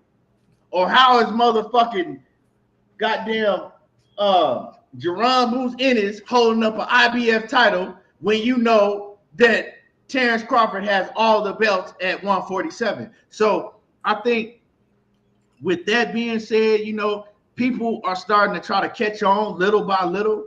And they like, man, if he got a belt and he got a belt and he got a belt and he got a belt, but this man is supposed to be the champion that has all the belts in this one weight division, them belts don't mean shit now, right? They're watering it down. And fans that like me and you that know what's going on, we starting to look at this shit like, man, okay, yeah, he ain't got no belt, but what the fuck does that mean? Because everybody got a belt. You can have a belt, they have here's a belt. If we put on the fight, I think they making it like everybody want to be undisputed because that's what's like making it no debate. It's like I got all the belts, but it doesn't matter if you undisputed, right? If you're undisputed, right? Mm-hmm. You want to feel like I got all the belts, but then if you turn on the fucking TV on the Saturday and I'm holding up the same title that you got, it looked the same, they saying it's the same. What the fuck does that support? Ain't that gonna offend you? Because I'm gonna get offended. If I'm supposed to be looked at as the man in my weight division, but I turn on the TV to watch some boxing, and then this other fighter, he got the same belt that I'm holding up, that I got in my house. And they promoting it like it's a championship belt. All right, like me as a boxer, bro, because I used to like box a little bit until I got hurt. Like my goal would be, I want to be on that list. I want to be on that same list that Jermaine said. All of them that's on that list, the undisputed champions, like if they were to retire right now, like who would be really stamped? Like you gotta think about that. Let's say everybody would retire right now, all of them. It looked like Devin Haney would be the most successful. Like, and like if you're not talking about just how much money you make, we talking about like actual charms and like awards. Yeah, every fighter, right? I don't know. I think fighters are coming up now, and you hear them speak different. Like, oh yeah, I want the money. Like now, fighters are thinking, let me do what I can do to get the most money I can without having to, you know what I'm saying, and taking the path of least resistance. I'm trying to just get to the money. 99% of these fighters coming up now, they're thinking like that, right? Yeah. But when I know when I was coming up and when, you know, certain generations was coming up, they was thinking about being a champion. I want to be a champion. I want to fight the best. I want to be the mentality in boxing is not that no more. And you could blame that on the sanctioning bodies because, like I said, man, why are they putting a title in front of the screen every time you look up? You know what I'm saying? Okay, now this is the WBC silver title. This is the WBC interim title. This is the WBC super gold title. But all the titles look the same. They all got the same pictures on them and all of that shit. All right, that's understandable, right? You're 100% right. Well, look, what would Tank go down as right now? If he was to retire right now, like what if he's looking at record books? Let's say it's like 500 years. So let's say everybody retire right now. It's like 500 years later. So now we're doing a presentation on ancient boxers, whatever, and they history. He don't got nothing like really like. What would you say? Like, what would you say? He's won championships. He was a champion in 130, and you know, I mean, if you look it up, it's gonna show you that he was a champion at 135. Yeah, but that's not enough to make him stand out from what Devin Haney and what other people did, what Shakur did. You understand? It's not enough. Like he's not gonna be looked at as the best. So I guess he not. But you know what? When they get to showing them highlights, right? Because look at Mike Tyson, right? It's fighters that did way more than Mike Tyson, Holyfield and Lennox Lewis and shit. But when they pull up the highlights, dog, who they show you? They're showing you Mike Tyson. Because he was knocking motherfuckers clean the fuck out. That's all they care about. If you ask a lot of fans that really don't know too much about boxing, they're going to tell, oh, man, Mike Tyson was this and Mike Tyson was that. Man, he was the baddest man on the planet. But they don't know that Mike Tyson fought a lot of older, washed-up fighters. They don't know when Mike Tyson got in the ring with real competition that he was getting his ass beat. They don't know that. All they know is Mike Tyson because they go back and they watch the highlights, and that shit is devastating, right? That's what they know. When they go, and so if Tank retired today, they're going to tell you that Tank is one of the best fighters that ever step in the ropes because they're going to look at his record. Ain't nobody never beat him. 10, 15 years from now, they don't give a fuck who he fought because ain't nobody going to be talking about them fighters, right? They're going to look up his highlights and they're going to tell you, man, he was one of the greatest to ever do it. He knocked out everybody. Edwin Valero, right? Yep. I don't know if you're familiar with him, right? You know Edwin Valero? No. Okay. Well, he's the fighter that he died early in his career, but people still talking about him to this day. Talking about how he gonna be the greatest this and that because he was knocking motherfuckers out. He was devastating, and you know, they ain't talking about, well, he only fought one fighter on his resume, or he didn't really fight nobody, and they not talking about that. Right, you're right. You know what I'm saying? The way you broke that down, you're right. You know, I mean, if it is what it is, you know, if Tank Davis and Shakur Stevenson retired today, they're gonna tell you that Tank Davis was way better than him because he got knockouts. Man, that's loud. Can y'all hear that? Huh? Yeah. Can y'all hear that? Is that loud in the mic? No, I don't hear anything. That vacuum cleaner back there, it's not. You don't hear it? No, I don't hear nothing. Okay, cool. Cause I got some people putting in some windows. But bro, you honestly think that Shakur would beat Tank, bro? Like 100%? Or you so bet your house on that?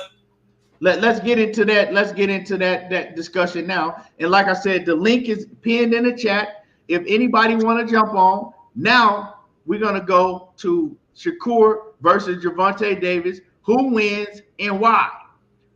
So like I said, we're gonna talk about that now. And the link should be pinned. Let me make sure the link is pinned in the chat for anybody that want to jump on. Because we're going to cook on this right now before I get off. Yeah, the link is still pinned in the chat. So let's talk about it, right? Shakur Stevenson and Gervonta Davis. So obviously you already know I got Shakur beating him. Now, what was your question? I said, would you put your house on that? That Shakur can beat, that will beat Tank when they fight. I wouldn't put my house on none of these motherfuckers. Not my house. But I mean, I'll put a bag on it. Yeah, for sure. What you put? How much you put? How much? Whatever you willing to bet. No, not like me personally. All right, let's just say you had only $5,000 in your bank, right? How much would you bet?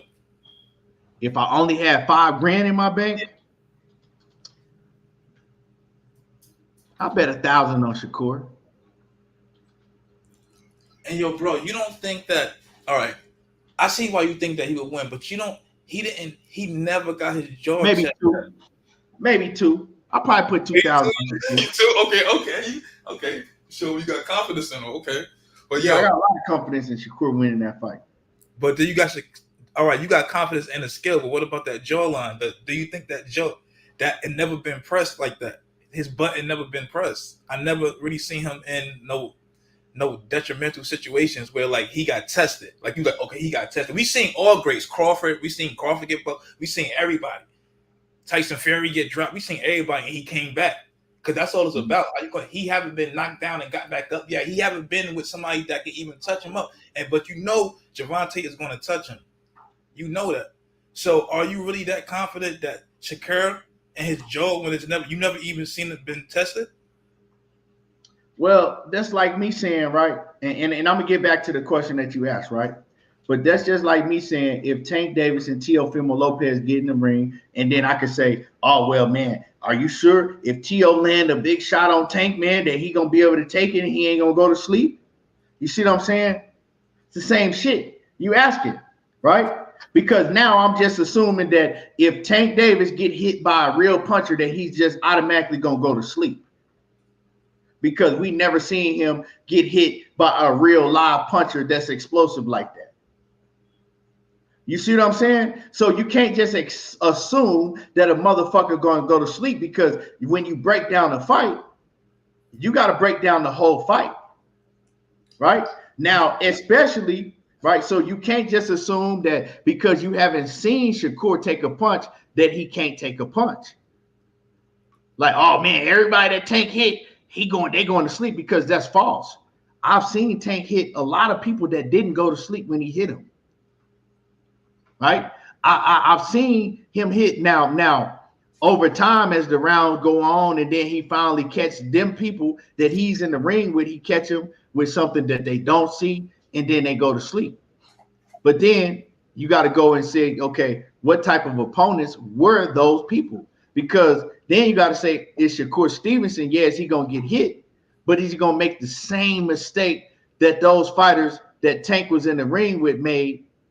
You're going to make the same mistake to where he just get careless and wild and get hit with because anybody can get dropped if they get hit with the right shot, especially if you're a hard puncher, right? You ain't got to have Gervonta Davis type power to knock out a motherfucker if you hit him in the right spot and you're a hard puncher. You see what I'm saying? So what I'm saying is, now when you're talking about, oh, well, man, can he take Tank's, can he take Tank power? Can he? Well, first of all, you got to make a mistake to where you get hit with a clean shot on the right spot that you don't see, that Shakur does not see at all, right? And then you got to say, okay, if Shakur get hit with a shot like that, he can't take the punch. What you're saying is we don't know that. We don't know that. But what I'm saying is that what are the chances that Shakur make a crazy mistake like a Rolly Romero, a Leo Santa Cruz? Because it's easy to catch fighters like that don't have defense, that don't have a ring IQ, and that don't have the defense like that. Those fighters live their whole career on getting hit with big shots. True or false? True. I mean, we could go down the list of everybody that Gervonta Davis has fought, and you can't name me one fighter that has very good defense and that has footwork. Sid Smith and whoever else, like I said, the link is up here. Don't type in the chat and just say shit like, oh, Tank knocking him out. I want you to get up here and break down the fight and explain how it's going to happen. Because if you can't do that, what you're saying is casual talk. All right, so what do you think, bro? Shakur gonna edge it out? He gonna win every round? Or will he get that? I think that the fight. I think that the fight is you're gonna see Shakur fight Gervonta Davis different than you see Shakur fight most fighters, right? Yep. And I think that is a big plus for Shakur because Shakur has shown that if you crack too hard, because he's shown it and he said it, right? He was saying about the Edwin De Los Santos fight. They were saying, like, man, they was asking him that people saying that Edwin De Los Santos, he could crack very hard and he could box. And Shakur was like, well, we got to see. He said, when I feel his power, and if he could crack real hard, then I'll make my decision how I fight him. Right?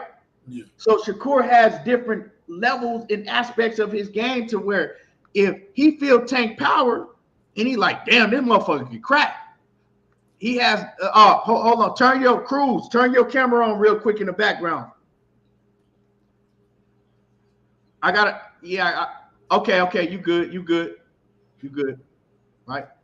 So he has the ability to go to a plan B and C and D, and he could fight at an A level. He could fight at an A level.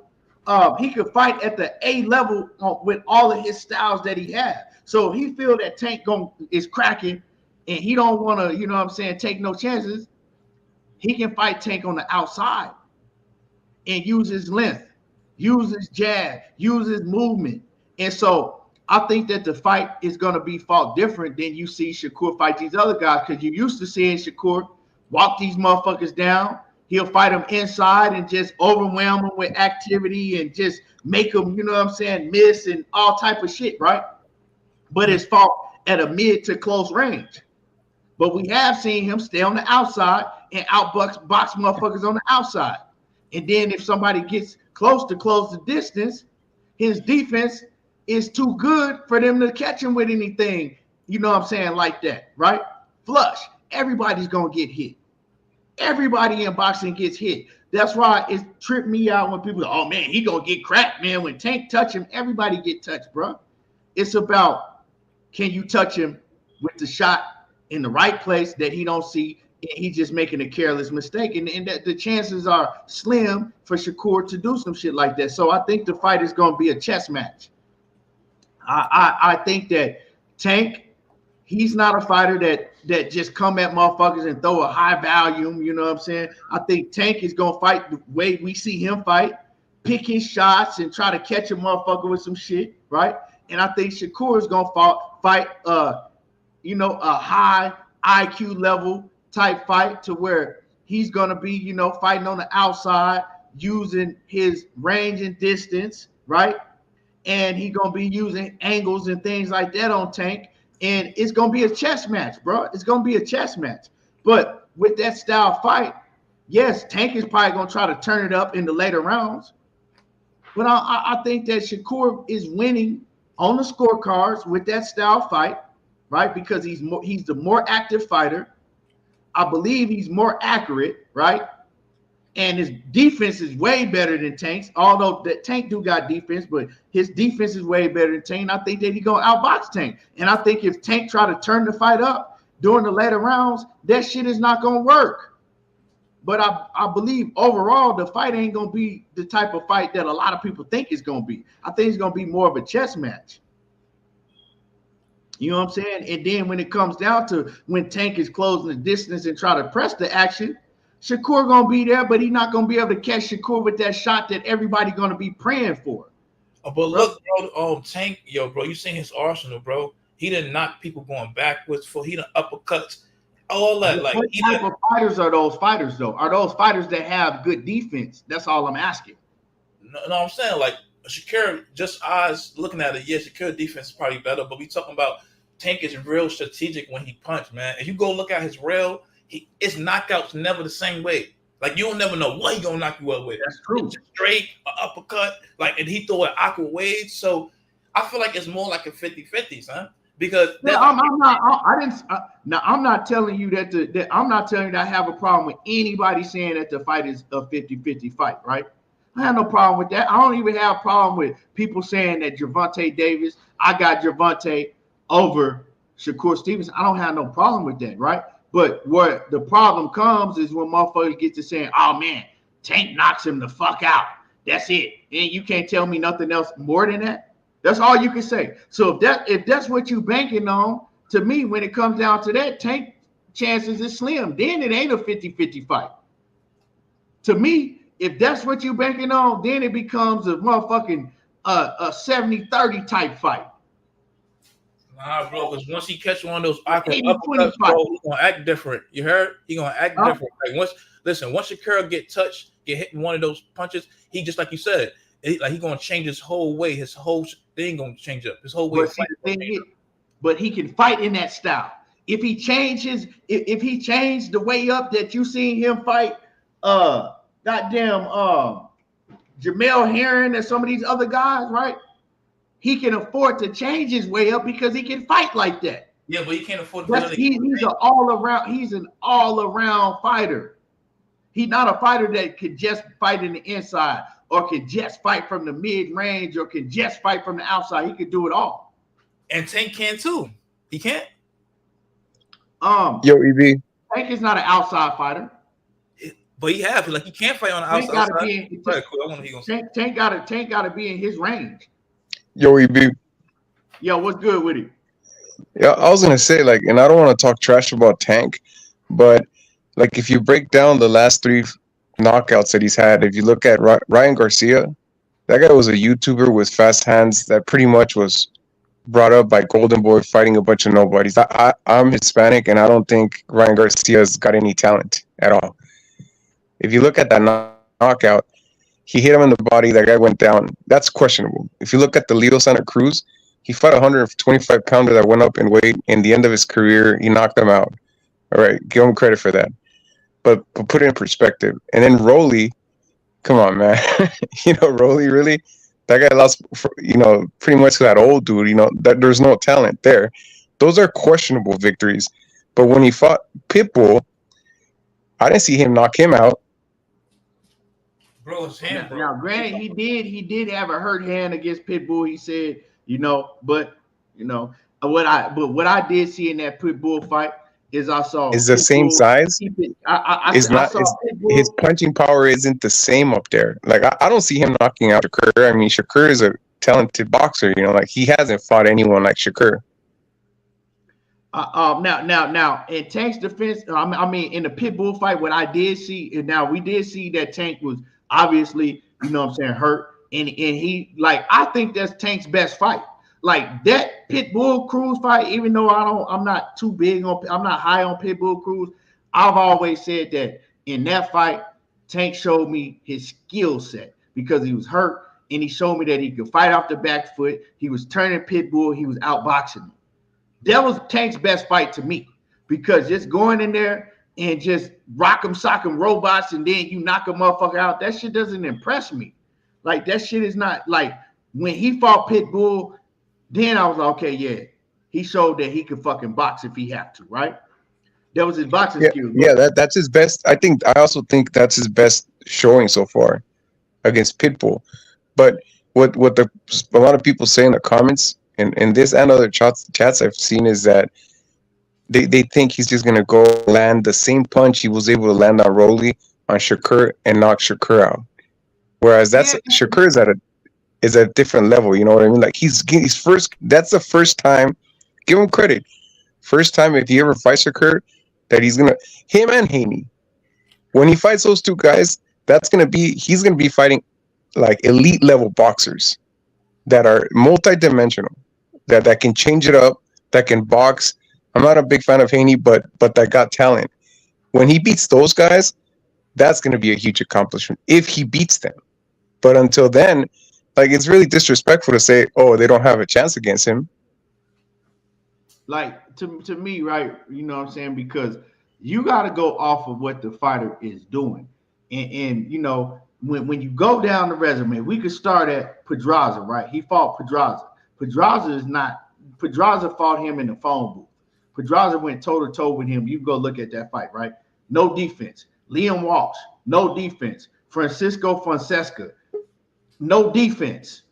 You know what I'm saying? Ryan Garcia knocked him out faster than Tank did. It don't mean nothing, but I'm just saying these are fighters that none of these fighters got no defense. You know what I'm saying? You go to Jesus Cuellar, no defense. Mario Barrios, Hugo Ruiz, no defense. Gamboa, no defense. Leo Santa Cruz don't got no defense.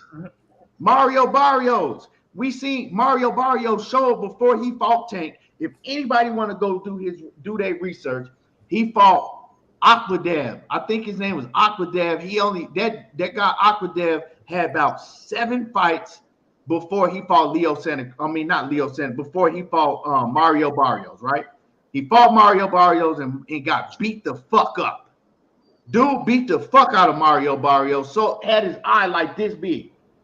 Now, they gave Mario Barrios a fight, one of the biggest robberies I have seen in boxing, right? But then after that, Tank got the fight. No defense. Isaac Cruz. Now, Isaac Cruz, he actually showed that he was defensively responsible versus Tank. He did. You know what I'm saying? He showed that he was defensively responsible, but Tank only had one hand. So, I mean, Tank was able to show his boxing skills, so you can't really call that fight, right? You go to Rolly Romero. Rolly's just trash all around. He ain't got no defense. He ain't got no boxing skills, none of that shit. Hector Garcia. He not a fighter that's sound defensively. And Ryan Garcia. I mean, should I say more? So my point of naming all of these fighters, right, is that you are guaranteed, oh, man, Tank knocked him out, man. You see what he did to these other fighters? How can you compare when Shakur is on a whole different motherfucking stratosphere than any of them fighters that I named? If we could just, hold on, can I say something, bro? Hold on, I'm gonna let you talk. I'm gonna let you cook. You next. Okay. We could just say defensively. None of them dudes can even fucking touch Shakur defensively, and we ain't even talking about the skill set. Nobody. I just went down his whole resume since he became a champion. So my thing is, right, once again, because I know Gervonta Davis fans are very, very sensitive, right? Very sensitive. I'm not hating on Tank. I'm telling y'all that when people are saying that, oh, man, he just knocks Shakur the fuck out. Why? Because you think that he's going to do the same thing to Shakur that he did to these other fighters that were nowhere near on the level of Shakur? You know what I'm saying? Skill-wise or defensive-wise? Like that, those are way different levels. You can't expect him to go in the ring and do the same shit against them guys that fucking fight with their eyes closed. Like y'all gotta make this shit make sense to me. You're not breaking down the fight. You just knock him out. Go ahead. No, listen, bro. No, I understand what you're saying, and to be totally honest with you, I agree. You made a lot of good points as far as with Tank opponents. It wasn't no C-class, C-level opponents. He fought good opponents, but they wasn't on the level of Shakur and Devin Haney. But you could say the same as Shakur Stevenson having faced no one on the level as a Tank Davis. Let's take away the power, because we all know he got that one-hitter quitter. But Shakur haven't faced no one like with Tank footwork, with Tank IQ, with his boxing ability, how he can move forward, move back, and that we're not even talking about the power. Both of that IQ level to me is on the same page. I would edge it out to Tank because of his experience, and I won't get mad if someone say they edge it out to Shakur because of his defense. He only get hit, well, I think it's what, 6 to 12% of the time is overall, which is damn near amazing. But how I see the fight, but I agree with you. I can't sit here and say he gonna go in there and knock him out. I'm not banking on that. But all this, I study Tank and I study Shakur. I edge it out to Tank, of course, because like I said, even with Shakur opponents, they not even on the level. I'm not talking power of Tank. With Tank footwork, his IQ, boxing ability, hand speed, man, the dude is a monster. The same way Shakur is too. But Shakur confidence is amazing, and I do believe that like when Shakur speak, when he said he gonna go in there, he really gonna make him look like who was it? Canelo versus Floyd. I don't see that now. I truly don't see that. But he's confident in it. But the same way Rolly was confident, the same way Ryan was confident, even though that skill level was not with Shakur. But I see that fight. It's hard to say, man. But I really see Tank getting the best of him, and I see that's going about probably the 7th or 8th round, maybe the 9th round. If Tank don't get a stoppage, he's gonna knock him down at least once or twice, bro. I really see that. And if it does go into decision, that's how I see Tank winning off of those one downs, though. Mm-hmm. Okay. Thoughts on that? You cut out. Yeah, see, you came up here, right? Even though I picked Shakur to win the fight and you picked Tank, but you came up here and you actually cooked, right? I'm reading comments and shit, and all people saying, "Oh man, like he came up here, he made sense what he's saying. He was actually broke down his point. That's all I'm asking. Ain't nobody else that's talking this Tank shit is breaking down their point. All they saying, man, who's Shakur? And I seen somebody say that I'm discrediting Gervonta Davis' resume. How did I discredit resume? I went down his resume and I said none of those guys are defensively sound that he fought. Those were facts. That's not discrediting you discrediting his resume because you agree, because you get mad because I'm pointing shit out. And then you come back with, well, who has Shakur fight? Ain't nobody up here telling you that Shakur gonna just 12-0 Tank Davis or knock Tank Davis the fuck out. When I talk about Shakur, I say that Shakur is going to come down, that the fight is going to come down to a chess match, right? It's going to come down to a chess match. And I believe that Shakur is the more overall skilled fighter. That's me. I think that Shakur, right, is going to come down to who can do more in the ring, who has the better ring IQ, and it's going to come down to who is more active, who's landing more clean shots. It's going to have to come down to that. Now, could it come down to, Tank catching him and knocking him out? Of course it could. But it's not, but the chances of it coming down to just Tank catching him and knocking Shakur out, to me, that's slim. It's been a lot of fighters that Mayweather got in the ring with, and they thought that they were going to catch him and knock him out, and it never happened. And now you're going to say, man, why are you comparing Shakur to Mayweather? I'm comparing their defenses, right? They got a different defensive style, but we know great defensive fighters in boxing when we see them. Mayweather, Pernell Sweet Pea Whitaker, Willie Pep, Shakur Stevenson. It's certain fighters that don't make the same mistakes that a fucking Rolly Romero is gonna go in there and make. If you know anything about boxing, that's just common sense.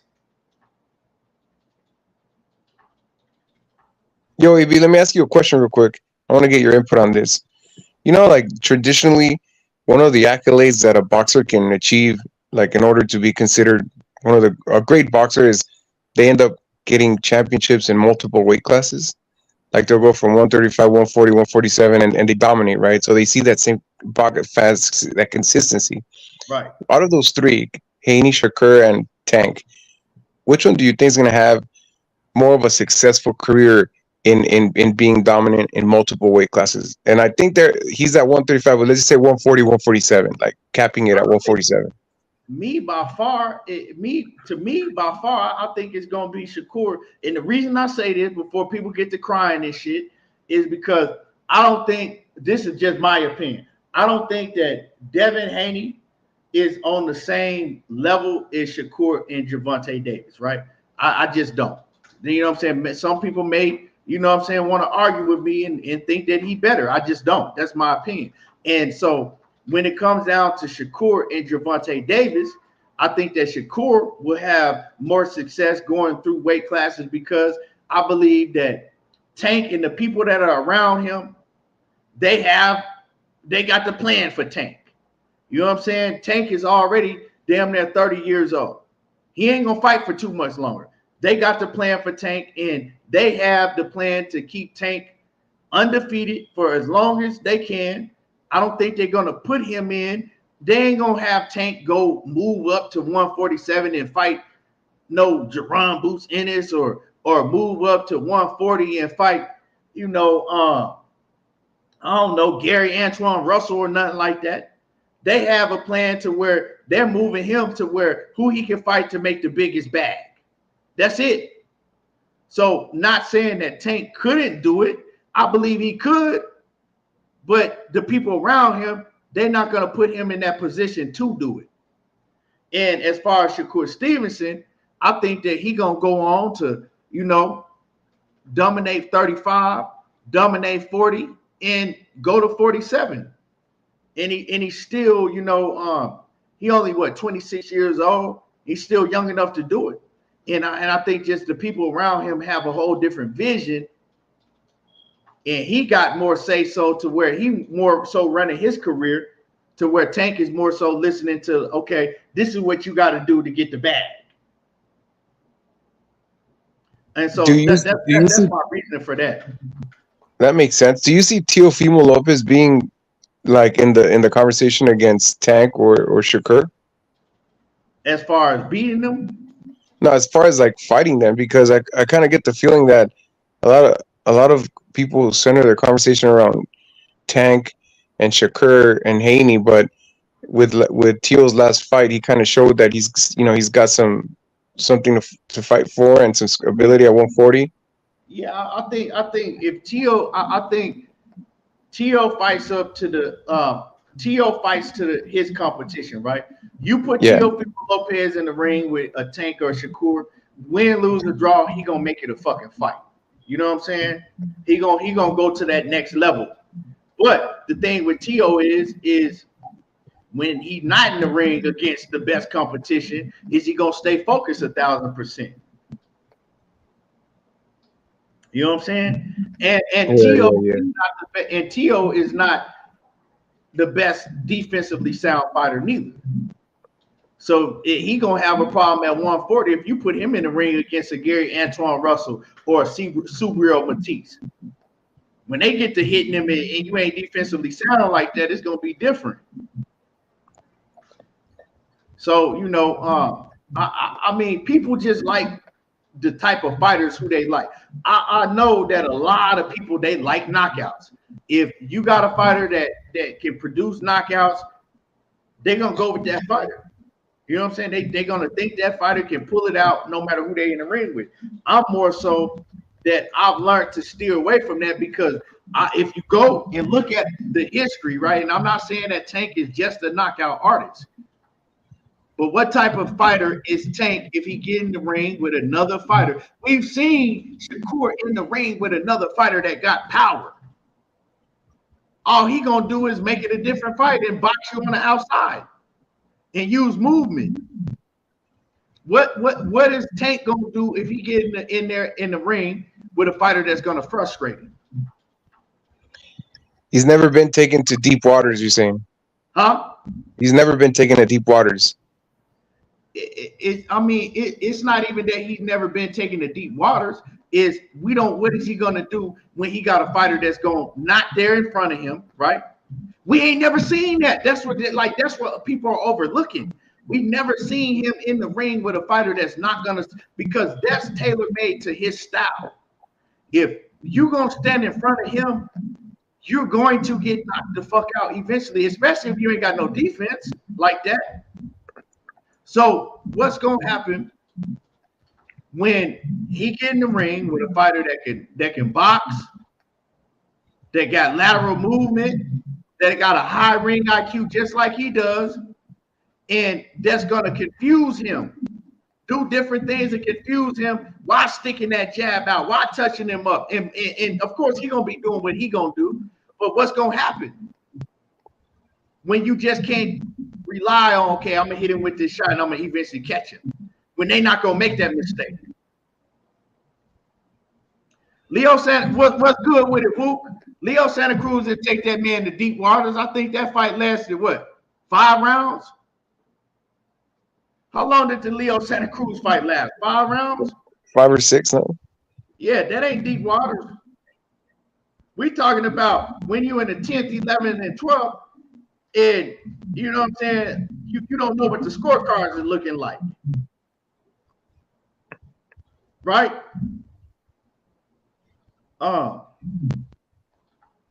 Let me see.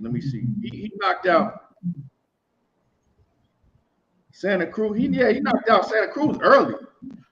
Barrios took him in deep waters, and he stopped Barrios with a body shot. I think what did the Barrios fight go 10 rounds, 11 rounds? But the people want to act like that Barrios wasn't touching Tank up. Barrios was touching Tank up.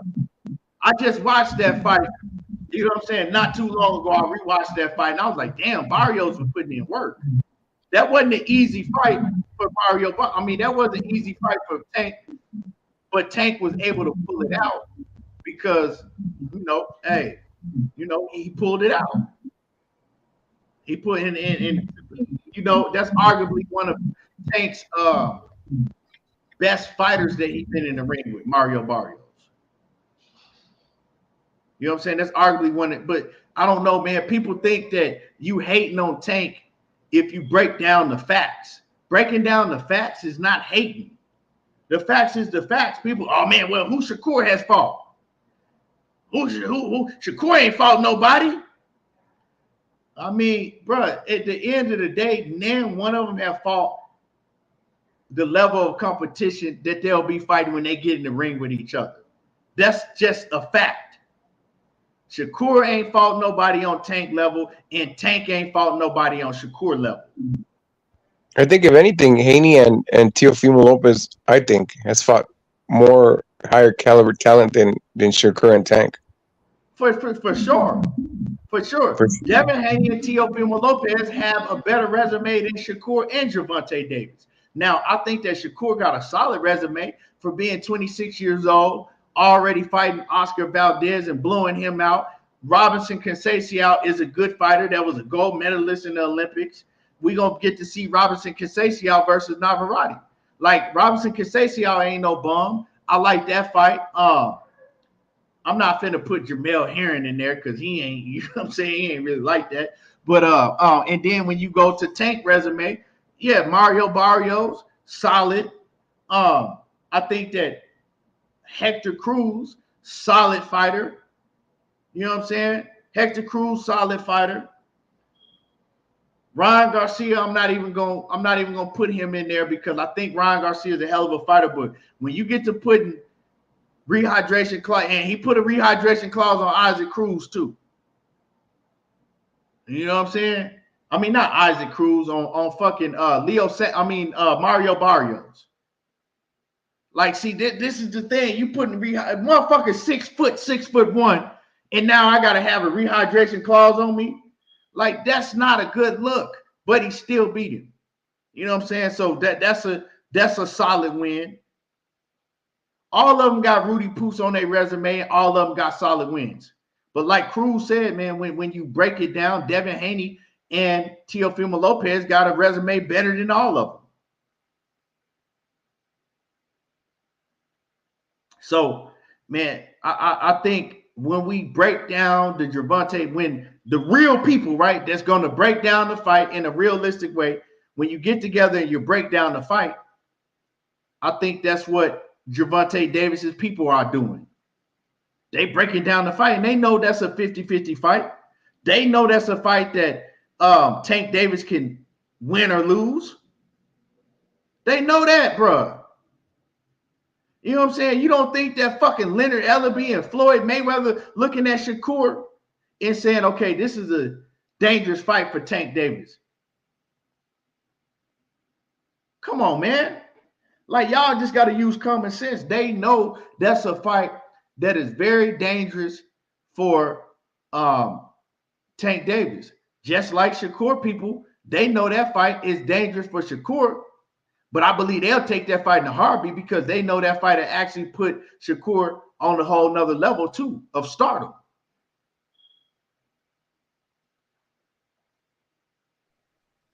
No, Dark Lurking, you wasn't in there just saying who you thought would win. I said you can jump up on the panel and you can give a breakdown. Telling me that fucking Shakur ain't fought nobody and Tank Davis gonna knock him the fuck out, that's not a breakdown, bro. I said, who do you think that can win the fight and why? Say, oh, Tank knocks him out. That's not a reason, bro. Now, especially when you got somebody that's defensively sound like Shakur. Now, my man's, I forgot his name. He came up here and he gave a breakdown for Tank. He gave a wonderful breakdown for Tank, and I didn't try to argue with him. I disagreed with him, but I couldn't argue with him because he gave some valid, great points on why Gervonta Davis would win. He the only one that's did that, really.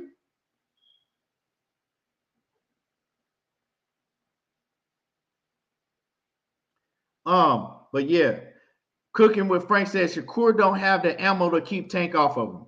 Last time I checked, Tank wasn't an active fighter like that. Yeah, y'all acting like Tank just gonna go in there like fucking Marcos Madonna or some shit and just throwing it. Tank ain't active like that. Like, do y'all supposed to be diehard Tank fans, but y'all acting like y'all don't even know how he fight. Tank is a cerebral fighter that try to pick his, he boxing spurts and he try to pick his punches. You're not no fighter that just, go out there and just, go full blast where you got to try to keep him off of you. And you keep thinking that, oh man, Shakur ain't got no firepower to keep Tank off of him. Last time I checked, Shakur dropped everybody he be in the ring with damn near. So he got to have something because Shakur has respectable power. Everybody said, "Oh man, Mayweather didn't have. He ain't got no power to keep such and such off of him." How did that turn out, bro? Pernell Sweet Pea Whitaker, he ain't got the power to keep Julio Cesar Chavez off of him. How did that turn out? Pernell Sweet Pea Whitaker, he ain't got the power to keep Oscar De La. But see, y'all can't talk boxing with me because you can't. You too young to talk boxing with me like that. My shit go too deep, bro. My shit go too deep. But like I said, power is not going to determine how this fight turns out for Gervonta Davis nor Shakur Stevenson. Skills, ring IQ, and overall who's better is going to determine who wins this fight when they get in the ring. I don't have a problem if you got Tank. I don't have a problem if you got Shakur. But whoever you got to be able to explain why you got who you got.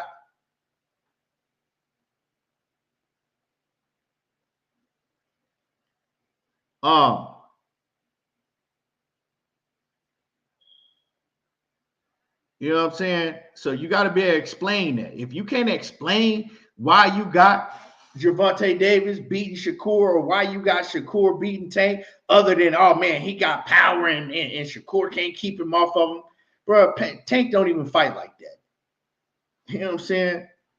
He's a much more calculated fighter and all of that. But, I see, like I said, the link was up there.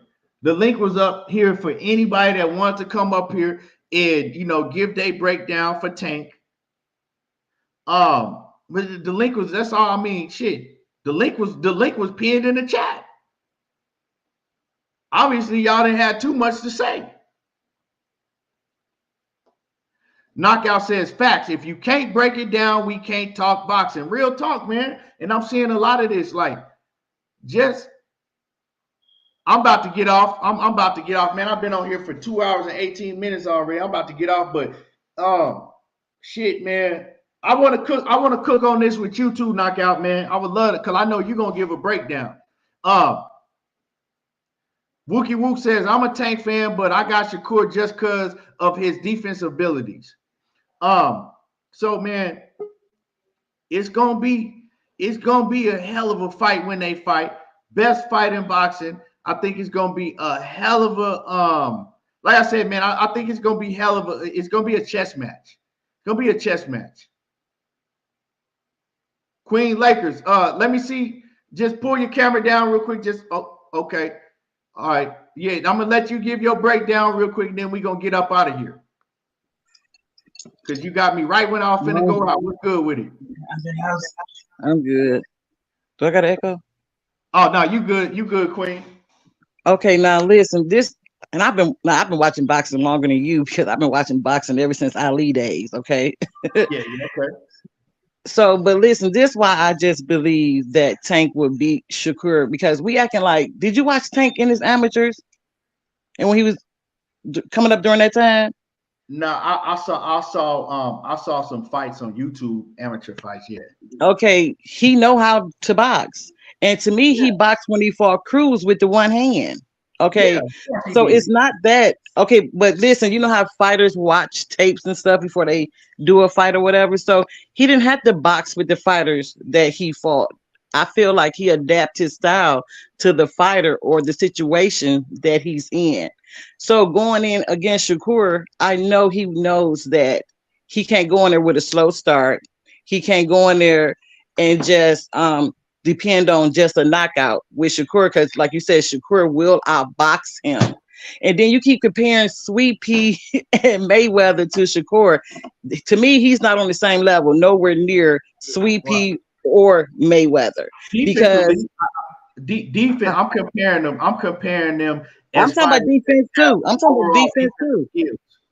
talking about defense too, because the way, remember when Sugar Shane rocked Mayweather and how he got his composure and came back and just dog walked Sugar Shane after that? There's no way that Shakur would be able to let Tank rock him like that and come back off of it. I don't believe so. How you know? I think that's in my opinion. That's what I believe. I don't believe he'd be able to take that and come back and stand in there and get hit 2 or 3 times with that much power and be able to, gain his stamina or his, stability back like Floyd did with Sugar Shane Mosley. And but then Sweet Pea either. We don't know that, Queen. We don't know that. We assuming things. We don't know if he could take that and then come back, right? Now, I've heard from people in sparring that say, man, Shakur got a chin and he a fucking dog. But we don't know that because we ain't seen it. So we just assuming things because people didn't know. People did answer that people didn't know that Mayweather had a chin like he did until we seen him get hit by Shane Mosley, and then when we seen him get hit by Marcos Maidana. People didn't know Mayweather like that. Yeah, we been knew Mayweather had a chin when you said Maidana. We knew he had a chin back then. And who was that other fighter he fought? That one guy. Oh my goodness.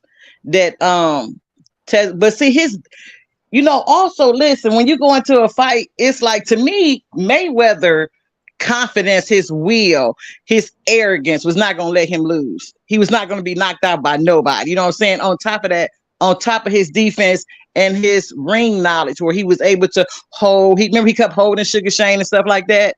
I don't think Shakur has that same ring IQ as Mayweather, that if he got rocked by Tank, he knows to hold and do all that stuff like Mayweather. I don't think it. I don't think, in my opinion, I ain't saying this law. I just say I don't feel like he has the IQ like Mayweather, nowhere near. I don't think he has that.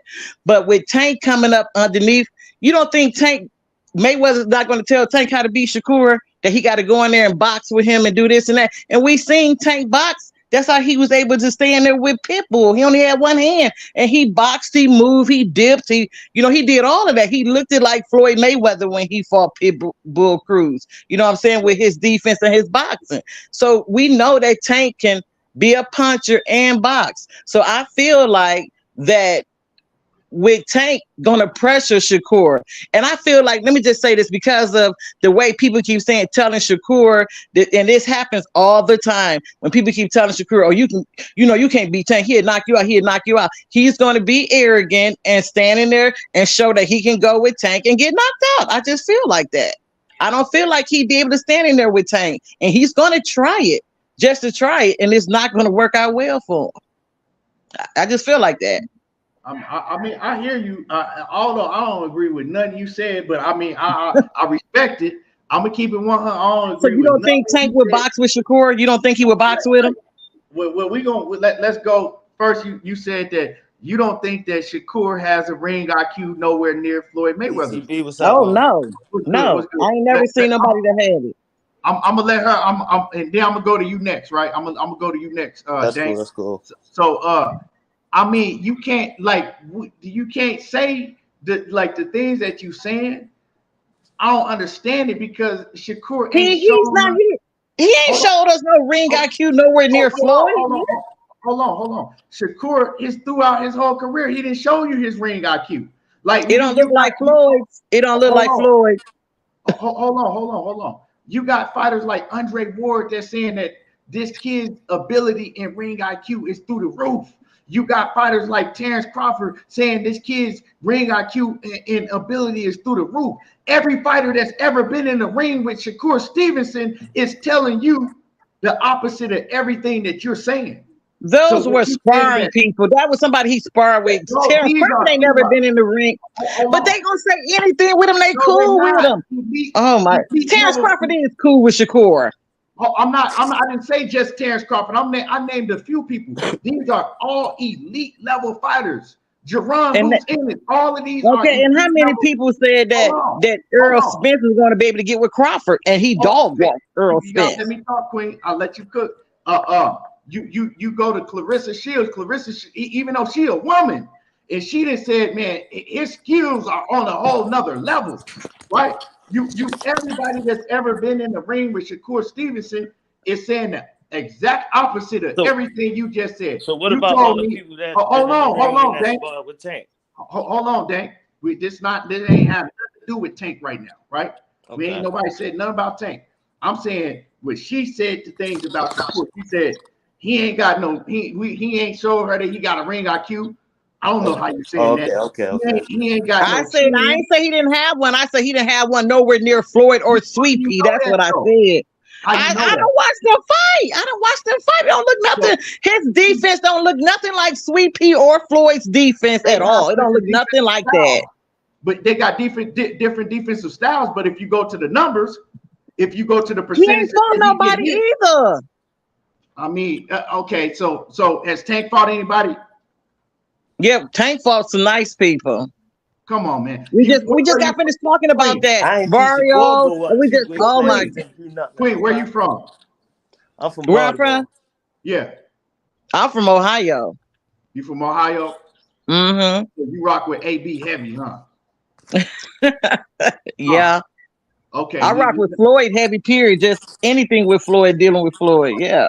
Okay. But listen, let me tell you, to my fight, I love Roy Jones Jr. Roy Jones Jr. is one of my favorite fighters. So you know what I'm saying? You got to show me that you got that style and that defense. Shakur not all that great to me. I'm just sorry, he's not. I mean, Shakur gets hit the least of anybody in boxing, so I don't know how he don't have defense all of a sudden. He just keep his hand on your forehead. I mean, all like I said.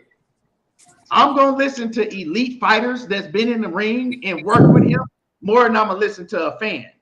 We all are fans. Okay, but what did elite fighters say about Earl Spence though? Let's talk about that. What did they say about Earl Spence? I don't know. What did they say about Earl Spence? Hold on. The only elite fighters that I knew that talked about sparring Earl Spence was I don't know none. I know. No, I said talked about him, how good he was, this and that, and this. We're talking about fighters that's been in the ring. We know that. They sparred with him. They sparred with him. Sparring and boxing is not the same. Floyd told you how much of a dog he was. Everybody that had been in the ring with Errol Spence. But what are you getting to? Errol Spence is a unified champion. Errol Spence beat everybody he was in the ring with besides Terrence Crawford. I'm saying, what did people say about when Earl got in Spence with Terrence, when in the ring with Terrence? What was people saying? That Earl was going to do this to Terrence and he was going to do that to Terrence. He's going to knock Crawford out. I'm just saying, people can say anything, but when you actually get in the ring and fight, walk down that aisle and fight, is something totally different. That's all I'm saying. So let me ask you this. Do you know more than Andre Ward? Do you know more than No, Terrence Crawford? not at all. Not at all. Not at all. Not at all. Not at all. Do you know more than Richard None of. Smith? Do you know more than Gervonta Davis himself? Now I'm gonna turn up on you Hold like on. no, Listen, hold on. everything I said was like I said in my opinion. In my opinion, I said my opinion. Told you that Shakur was on a different level himself. Yeah, but he also tell you that he cracked Shakur too. Did he also told you that? Didn't he? Okay, well, Gervonta, you know what Gervonta Davis said, Queen? He said, "Man." We all know Shakur gonna be a tough ass fight against He made me go to a whole different level. Tank toughest fight. Yeah, I know. I'm not saying he's not gonna be his toughest fight. I understand that, and I'm not saying Shakur not great in his own right. I'm just saying my opinion. I don't feel like Shakur can beat Tank. I agree with you. But you told me he didn't have no defense like that. You told me. No, I said, listen, no. I said you keep comparing his defense to Floyd Mayweather's and Sweepy, and it's not like that. That's all I said. I didn't say he didn't have no defense.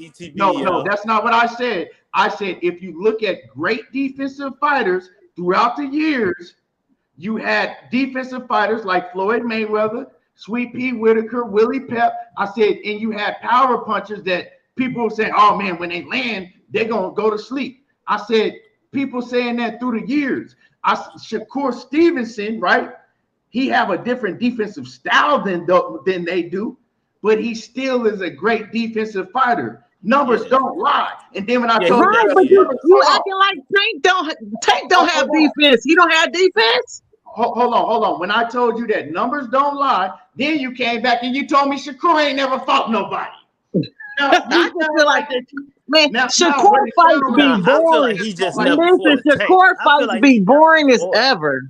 You don't like Shakur. Just say that you don't like Shakur. You don't like Shakur. No, hold on. Just say that you're a person that don't like Shakur Stevenson. I like Shakur, but I just don't think he can do nothing with Tank. No, you don't.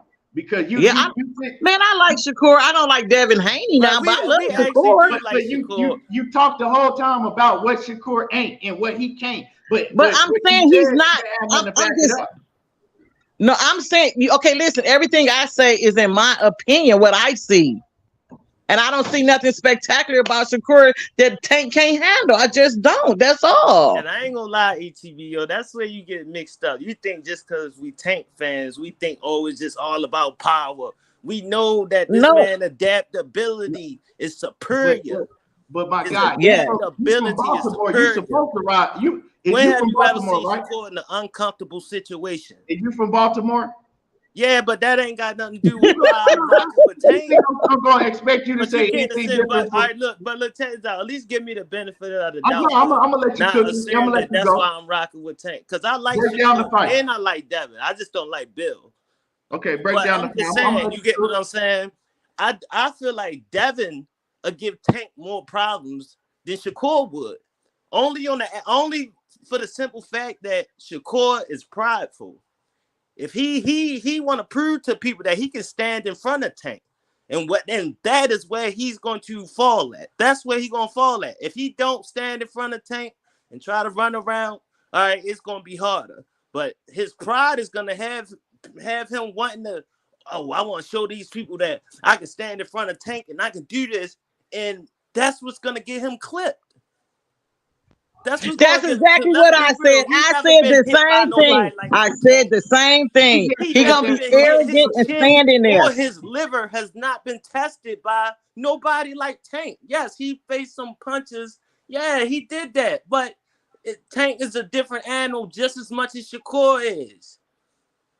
Tank can do everything Shakur can do. Shakur can't do everything that Tank can do. That's a lie. That's a lie. He can do everything. That's a lie. That is a lie. Just as fast. If he don't want to get hit, if he don't want to get hit, he's not going to get hit. If he don't, he get hit because he can take your power. Tank Davis's defense is nowhere near as good as Shakur. Yeah, because look, see, of course, you know what I'm saying? Tank Davis does not range and distance nowhere near as good as Shakur. If he know that he could take your power, yes, he's going to let you hit him. That's silly. I know I can take your power. I'm gonna let you hit me. If he know he could take your power, He gonna let you. He gonna take a couple hits to get in on you because he's gonna do. Exactly. He'll take those hits to get close to you within your reach, so he can knock you out. That's how I feel too. When he fought Gamboa, Gamboa was touching him up in the 7th and 8th. I ain't gonna lie, Gamboa was rocking it. But look, you gotta think about it. He matured. Gamboa had a motherfucking torn Achilles, but he did that on purpose. They all still maturing though. You get what I'm saying? They all still maturing as fighters. Even Floyd matured until the fighter he became. Right, because the Floyd defense became impeccable over time. So when Leo Santa Cruz was touching him up, he was doing that on purpose. I mean, not Leo Santa Cruz, Barrio. No, listen. He had to find his range with Barrios. Come on, man. Barrios was rocking his shit. I'm not saying that he was just letting. Sure was. He had to gauge his range with Barrios. That's what I'm saying. He 5'5". Shakur Stevenson is the best at gauging. Let me ask you this. So you got Shakur beating Barrios? Fuck yeah. You got Shakur going up from 130. You got Shakur going up from 130 to 140. 140 pounds and beating Barrios if that was the case. Yeah. Man, get out of here, bro. You fucking nuts. I like Shakur a lot, man, but you ain't serious right now. Come on, bro. Like, you're not serious, man. Now let's really talk. Because of course you're gonna come up here. You finna go 1,000,000% for Tank Davis because you from Baltimore. But I like Shakur though. I like them all. Nah, bro, you just told me that Shakur, that Devin Haney is better than Shakur. No, I'm not saying that he's better. I'm saying when you mix them three up, I only said that Devin Haney has a better chance with Tank. No, he don't. Because Devin Haney won't get prideful and stand in front of Tank. Devin Haney gonna make sure he keep that distance. Shakur wants to appease the fans, and he wants to appease, and he got a lot to prove. You can tell where you and Queen are getting this from. That Shakur is gonna have too much pride. Okay, listen. Mindset plays a lot into this. You can have skill, but if you don't have the mindset to match your skill, you have to have skill, mindset.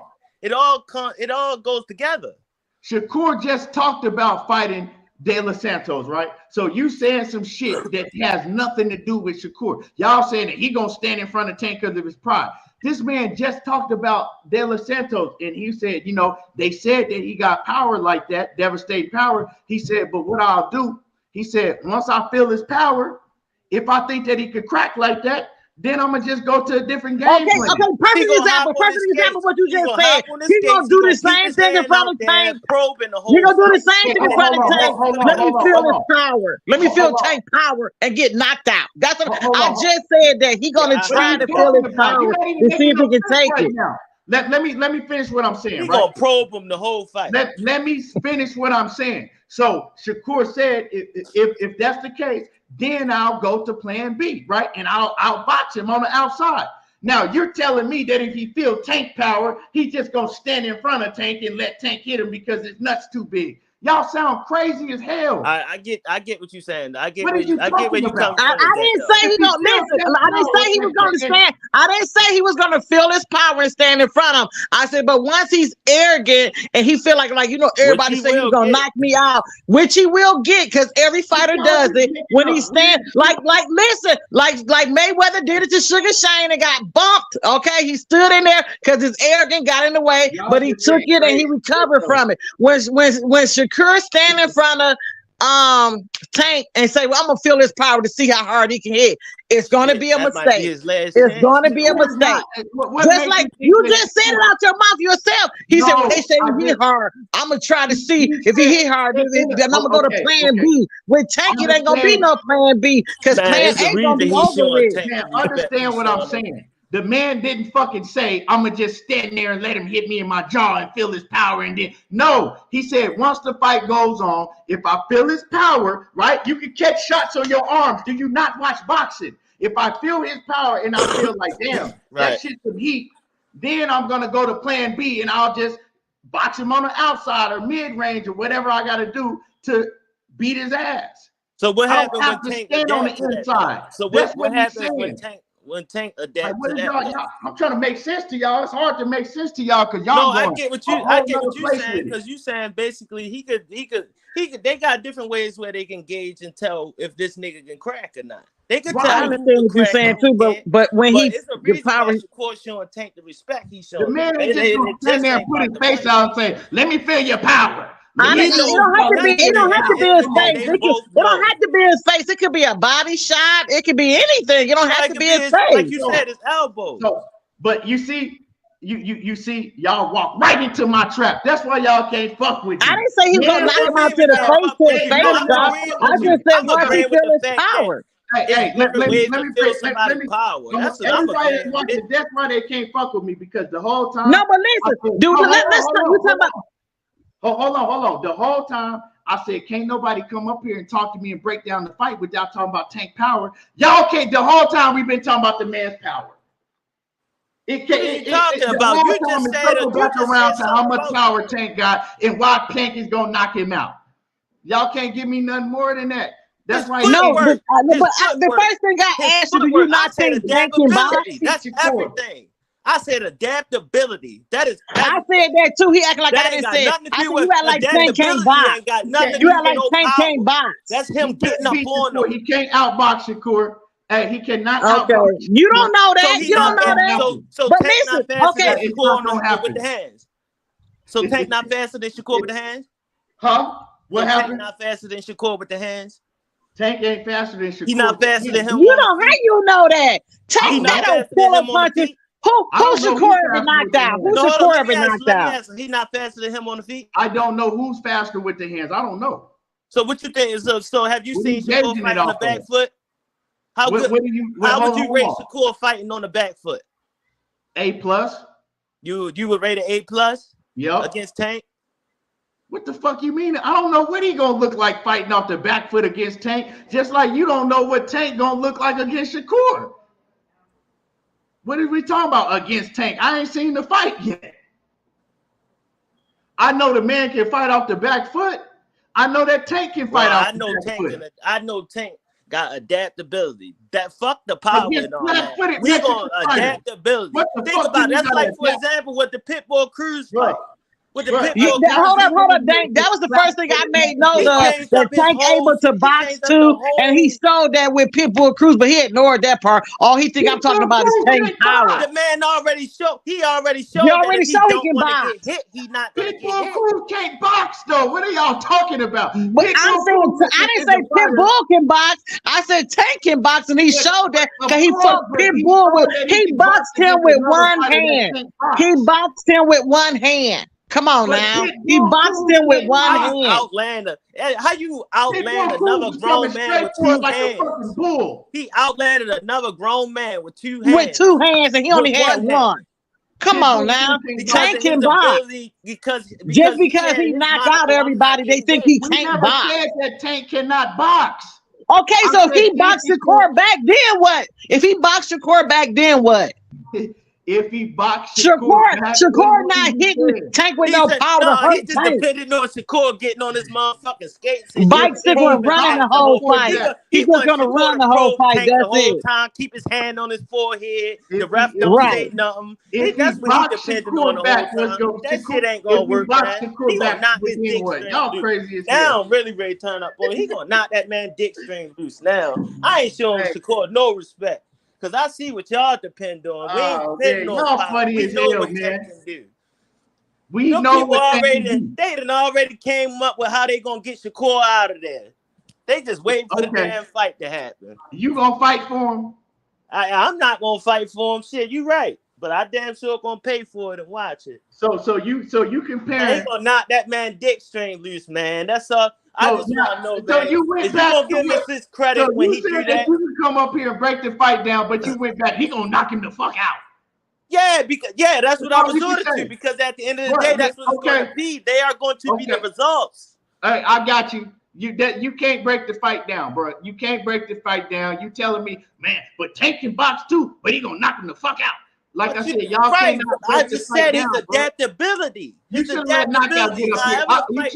You should have let Knockout get up here because y'all can't break the fight But down. however the fight, he's going to go along with how the fight look. I don't know exactly how the fight going to look.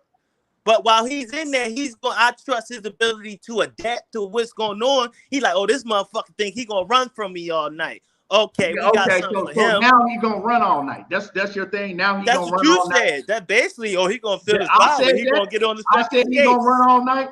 You said Shakur gonna box him. What else he doing? He's standing. If he's boxing him, I said his no. Defense, that's what it is. He have different game plans, right? If he decide that he want to stay on the outside and outbox him, he can do that. That's not running. So that's he coming using your jab, using combinations. He can adapt to and do different things. You talking about, man? He gonna check this out. We can, you know what? Can we just chalk it up to this? Look, he gonna knock it. They get in that ring. That's when we'll find out. Right now, we are just speculating. At the end of the day, we don't know what the dudes gonna come in that ring looking like that night when they fight. Hold on. At the end of the day, right? 99% of Tank fans are banking on Tank going in there and catching Shakur Stevenson and knocking him out. Because of the results. We going by results. The man is gonna knock you the fuck out. Hold on. Let me say something real quick. Let me say something real quick. Your results that y'all are going off of are Gervonta Davis getting in there against flat-footed fighters that don't have no defense, that are not great at boxing. They don't really have boxing ability like that, and he's knocking them out because those fighters are standing right in front of him going punch for punch. What's going to happen when he's in there with a fighter that has all-around skills, that can move, that can show him angles, that have great defense, that's hitting him back, that's doing everything and confusing him? So Tank don't have angles and boxing skills. You saying Tank don't have angles? Okay, so that's what I'm saying. Hold on. Hold on. I gotta put you on mute real quick because I did not say that. I said y'all are basing what Tank can do off of him fighting guys like Isaac Cruz that come forward with his head down and fucking swing like this and swing like this the whole fucking time and hope that he gonna hit you with a haymaker. You basing it on motherfuckers like Ryan Garcia. You know what I'm saying? You basing it on motherfuckers like Rolly that don't have no boxing ability. And you, oh man, Tank, we basing it on because Tank knock everybody the fuck out. It's going to be a different fight than the fight that you see. I'm not saying that Shakur is not going to have to fight a different fight. Y'all telling me that Tank Davis is doing this and this and that. But I'm telling y'all, yes, he's doing it because they're putting him in the ring with fighters tailor-made for him to go in there and knock the fuck out because them fighters don't have defense and they can't box. Nobody never said that Tank can't box. I said that the fighters that they putting him in the ring with, they can't box. They don't have no footwork. They don't have high ring IQs. So he's doing what the fuck he's supposed to be doing. Well, I don't feel like Tank gonna knock him out. I think it's gonna be a late fight. I think Tank will gradually break him down over time. You know, hitting him to the body, hitting him on the arms and stuff like that. Honestly, where I think he's gonna gradually break him down. I don't feel like he's just gonna go in there and knock him down. I feel like he's gonna adapt to how Shakur fight, and then he's gonna break him down eventually over time. See, you're assuming that we think that it's just about the knockout. No, it's about how he gets the knockout. It's about how he gets the knockout. Nothing. He fight every single body different. He fight everybody different. You don't. How is he fighting everybody different when he's in the ring with the same style fighter every time? So Barrios was the same style as Pitbull Cruz? Barrios is a come forward fighter that's tall as fuck. That, you know what I'm saying, use his jab, come forward. He's not defensively sound. He's not hard to hit. Yeah. So what about Hector Garcia? So you think out of all this time Tank been boxing, he ain't Hector Garcia was another fighter that was in front of him going outside and all that. Okay, then who Shakur fought good? Who Shakur fought good? That's on Tank level. When you ask me a question, like that. Wait, hold on. When you ask me a question and you say, well, what about this? And I tell you, then you want to go to, well, then who Shakur has fought? I'm just saying, you act like Shakur fought somebody. You want to down everybody that Tank fought. Who Shakur fought? Who Shakur fought? Shakur fought. I'm telling you that Shakur and Tank fought Davis people have with fought the sorry. same level of competition. Right now, They if you didn't fight think the about same it, level of Shakur fought competition. more flat-footed bums than anybody. No. Thank you. He Shakur sure and has. Gervonta Davis have fought the same level of competition. No, they have not. No, they have not. Yeah, they have. No, they not. No. Yeah, they You have. just said that they fought the same No. competition. So how you gonna ride on Tank for fighting the same competition, but not ride on Shakur about it? Shakur ain't fought nobody good as Marios and Barry. He ain't fought nobody good as them. He ain't fought nobody good as them. He ain't fought nobody good as who? 2 weight classes doing As nothing, who? no Barrios. He ain't fought nobody good as who? That. Who as who? You know you don't got no Shakur jumping up from no 130 to no 140 doing nothing, no Barrios. First of all, First of all, Gervonta Tank went from 135 to 140, right? Tank also put a rehydration clause on Mario Barrios. Mario Barrios fucking damn near killed himself to make weight. If you think I'm playing, I'll get 504 line and stay ready in so the when did he have to come in?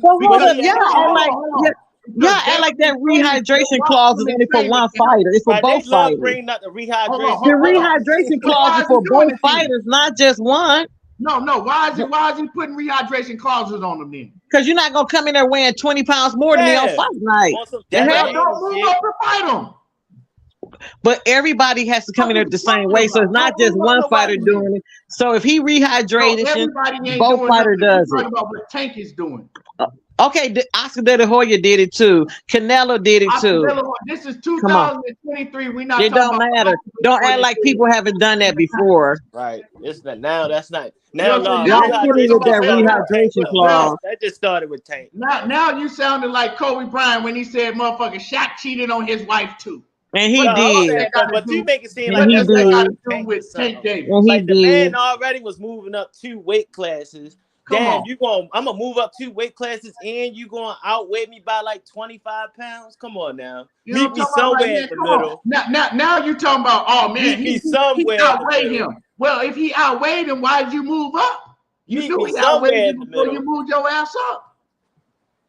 See, I ain't gonna lie. Me personally, I don't believe in people should be coming in like over 10 pounds over the weight class. Okay, well, stay in your motherfucking weight division and let him stay in I his. feel like them fighters that come in 15, 20 pounds over their weight class, they need to move up. Because they do too much weight, they squeezing their shit. Hold on. Why he needs to move up? Because Tank Davis is going up to fight him. No, I'm saying all fighters. It's not even about this man I feel like all and, fighters, any fighter that's in a weight class. So this man want to come up and fight me. But you blaming me, but he's supposed to put a rehydration clause. No, stay in your motherfucking weight division. That's just what it's gonna be. But see, this is how it goes when you get fighters. No, you got a point though. Y'all get fighters, y'all gonna make every excuse. No, you got a point with that one. I actually agree with you. He came up in his weight class. It should have been, it is what it is when you come up. But what I'm saying is Mario Barrios is a good fighter, right? But I know people that were in training camp. Mario Barrios had already decided to move to 147 because he was killing himself to make 140. They called him for the Tank fight, and he took the fight because it was going to be more money than he was making had made. So he took the fight, and he killed himself throughout training camp to make weight. Not only not killing himself, right? He had a rehydration clause put on him. But he signed that contract, right? Yeah, he did sign the contract. Okay, then we can't talk about what's in the contract. Talk about the fact that he signed it. Hey, but these fighters will do anything for money. You know that, and everybody because he ain't getting he said shit. It was worth it. It was worth it to him. Yeah, but he still went up there and if it's worth it to him, then who am I to complain if it's worth it to him? But what did he get stopped by? What did he get stopped by? He got stopped by a body shot. Okay. Yeah. Oh, hold on. No, he got stopped by a body shot. Not what he got knocked down from and got back up. He got stopped by a body shot, right? Right. Ryan Garcia, he got a rehydration clause put on him. He got Ryan could have fought at 130. Rolly said he had a rehydration clause too, and Rolly got knocked out by an uppercut. Rolly did not say that. Rolly did not have a rehydration clause. Rolly did say he just said it in an interview. Yes, go look it up. Go look it up. He just said it was in an interview on YouTube. Rolly just said that it was too hard for him to make 135, but Rolly's trash. Why are we talking about Rolly was gonna get knocked out? So you said that about Ryan, right? How comes Ryan was still fighting 135 pounders at 140? Because his only fights that he fought at 140, he was bringing a 135 pounder up. Exactly. Why is we crying for Ryan about a rehydration? But nobody was running around talking about fucking Ryan was the face of boxing because he knocked out fucking Javier Fortuna. Nobody was running around talking about he's number one pound for pound because he knocked out Javier Fortuna. So what is you saying? Ain't nobody fucking crowning Ryan for fighting fighters that's 100. No, but you brought up the rehydration clause. I mean, that's the part I was at. You brought up the rehydration. Ryan, you said why he got to put rehydration clauses on people. Like Ryan was doing the same thing. No, he was actually bringing them niggas up. He was bringing them. He was getting They had a weight disadvantage. He was getting smaller fighters and bringing them up to 140. Yes, right. But nobody's praising Ryan for doing that. But y'all are praising. But y'all are praising. But this the thing. If Ryan, they knew Ryan intentions. Ryan had a weight bully intention. He thought that he was just gonna outweigh Tank and just outsize him. And they damn, why he don't just fight at 135? If he would have fought at 135, it wouldn't have been no rehydration clause. My whole point, right? I'm not even tripping on that, right? My whole point that I was making is that the two fighters that we know that he put a rehydration clause on, he stopped them both with a body shot, right?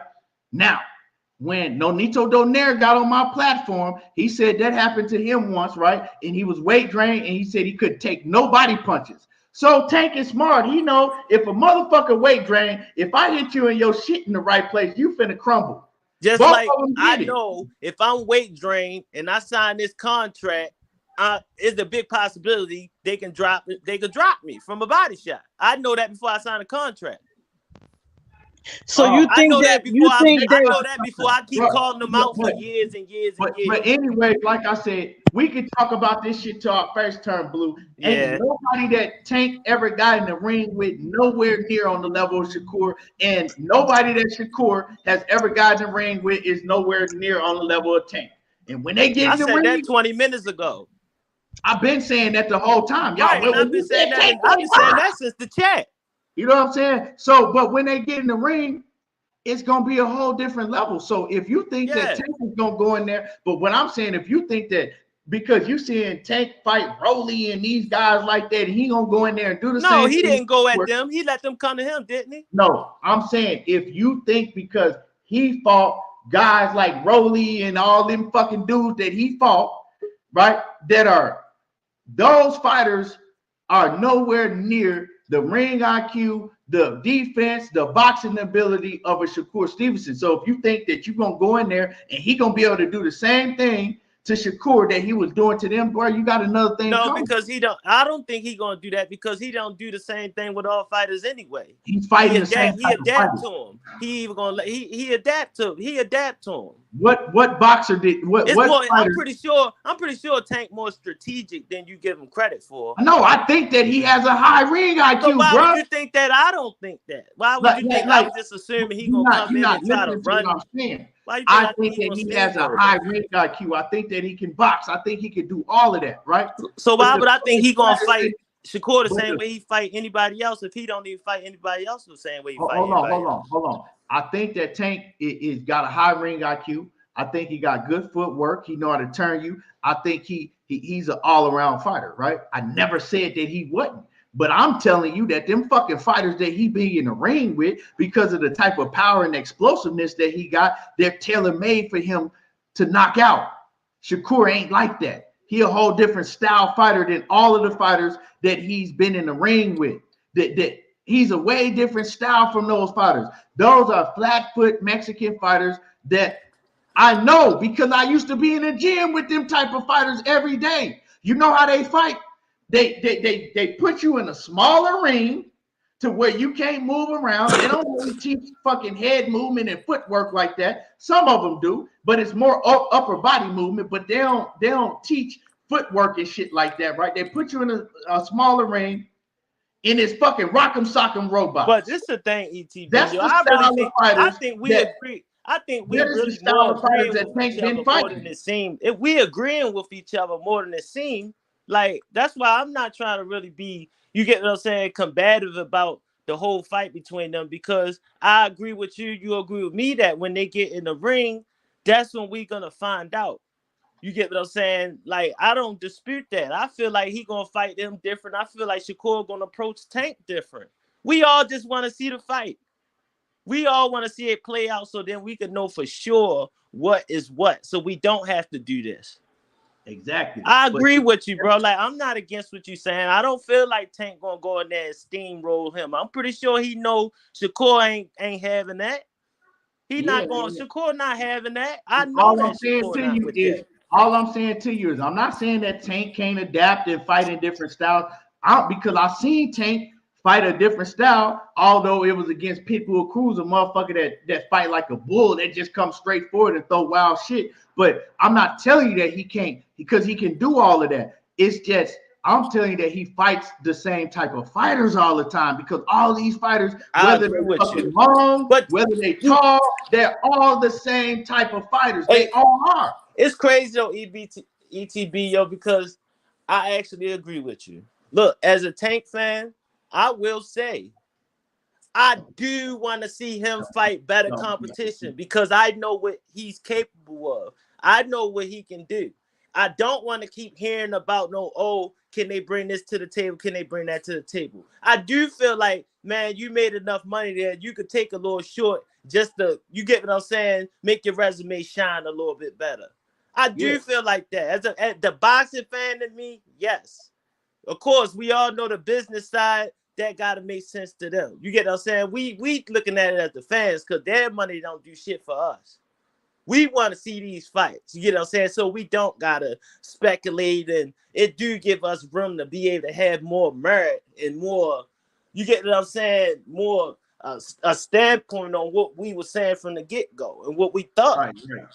You get what I'm saying? I agree with you. I think he want that too, but it's people behind. I feel like Bob Arum is the reason why that ain't happening. No, I don't think that Shakur and Tank ain't got nothing to do with Bob Arum, because you just heard Leonard Ellaby, and Leonard Ellaby do the business for Tank, and he said no, those fights ain't ready yet. They ain't ready yet. They ain't no, because they have a model that they sticking by, and it's not. And what that is if they have to fight a Shakur, Devin Haney, they're gonna have to pay him more. And he talked, and if they fight a Pitbull Cruz and one of these other fucking Rudy, they'll give him something petty. They'll give him some light, like a 1 million flat or 700,000, and they're gonna be happy with that. See, all right. So let me ask you this: they're gonna pocket the rest of the money. Let me ask you this. See, I'm that's a double-sided coin with me. I feel like I gotta get ready to wrap it up though, because I got something I gotta do. Oh, my bad. Yeah. Let me we gonna cook again and salute and shout out to the queen. She got up here. She got up here, you know what I'm saying, with the smoke. We gonna cook again. Like I said, man, sure. I can't wait for this fight to happen. I wish this fight would happen tomorrow, because I'm confident 1,000% in Shakur, just like you confident 1,000% in Tank. But I think the fight is gonna play out a lot different than people thinking it's gonna play out, whoever win or lose. Yeah, but I don't think it's gonna be an exciting fight like that. I just don't. But one thing I will say though too, like on another note, you gotta understand, a lot of the Mexicans, they lost faith in Ryan and how Ryan went out. Cause I looked at Ryan and I'm like, damn. About time that ref counted to 7, he looked at that ref and said, "Hurry the fuck up and get to 10." Them Mexicans ain't like that. And then you gotta understand, Tank gained a lot of Mexican fans even before that, because there's a lot of them was coming there with his shirts on. Yeah, you're right. He got a lot of Mexican fans. So I do feel like he. I ain't saying he a bigger star than Ryan, but I feel like Ryan name went down through that fight, and Tank name went up even more through that. Yeah, we gonna be able to see in 2024 and all these answers as far as who gonna sell more pay-per-view. It's gonna get answered. We're gonna see, because both of them gonna be in pay-per-view fights against different opponents than themselves, and we gonna see who sell more. And all them questions gonna be answered. But man, I appreciate you coming up here cooking with you, man. Everybody in the chat, Make sure that y'all smash the like button if y'all ain't hit the like button. This is just entertainment. I appreciate you letting me, man. For real. Yeah, I've been listening to your show for a while, man, and you definitely in my top 3 because one thing I say about you, it don't matter if you like the guy, if you don't like the guy, yo, you keep that shit real, man. You keep that shit real on how you feel about what's going on in this sport and some of the decisions and some of the shit these guys doing. And man, I see you just really want best for the sport, man. And man, that's it. All biases you ain't biased, man. I like that. I appreciate you, man. And like I said, man, we need that fight and a lot of more fight. But we gonna see, you know what I'm saying? We could talk this shit till our face turn blue, but we don't know until they get in the ring. But I appreciate everybody that came through. Make sure that you hit the like button before you leave, and y'all already know how I do. There you go, talking that boxing again, and I'm gone.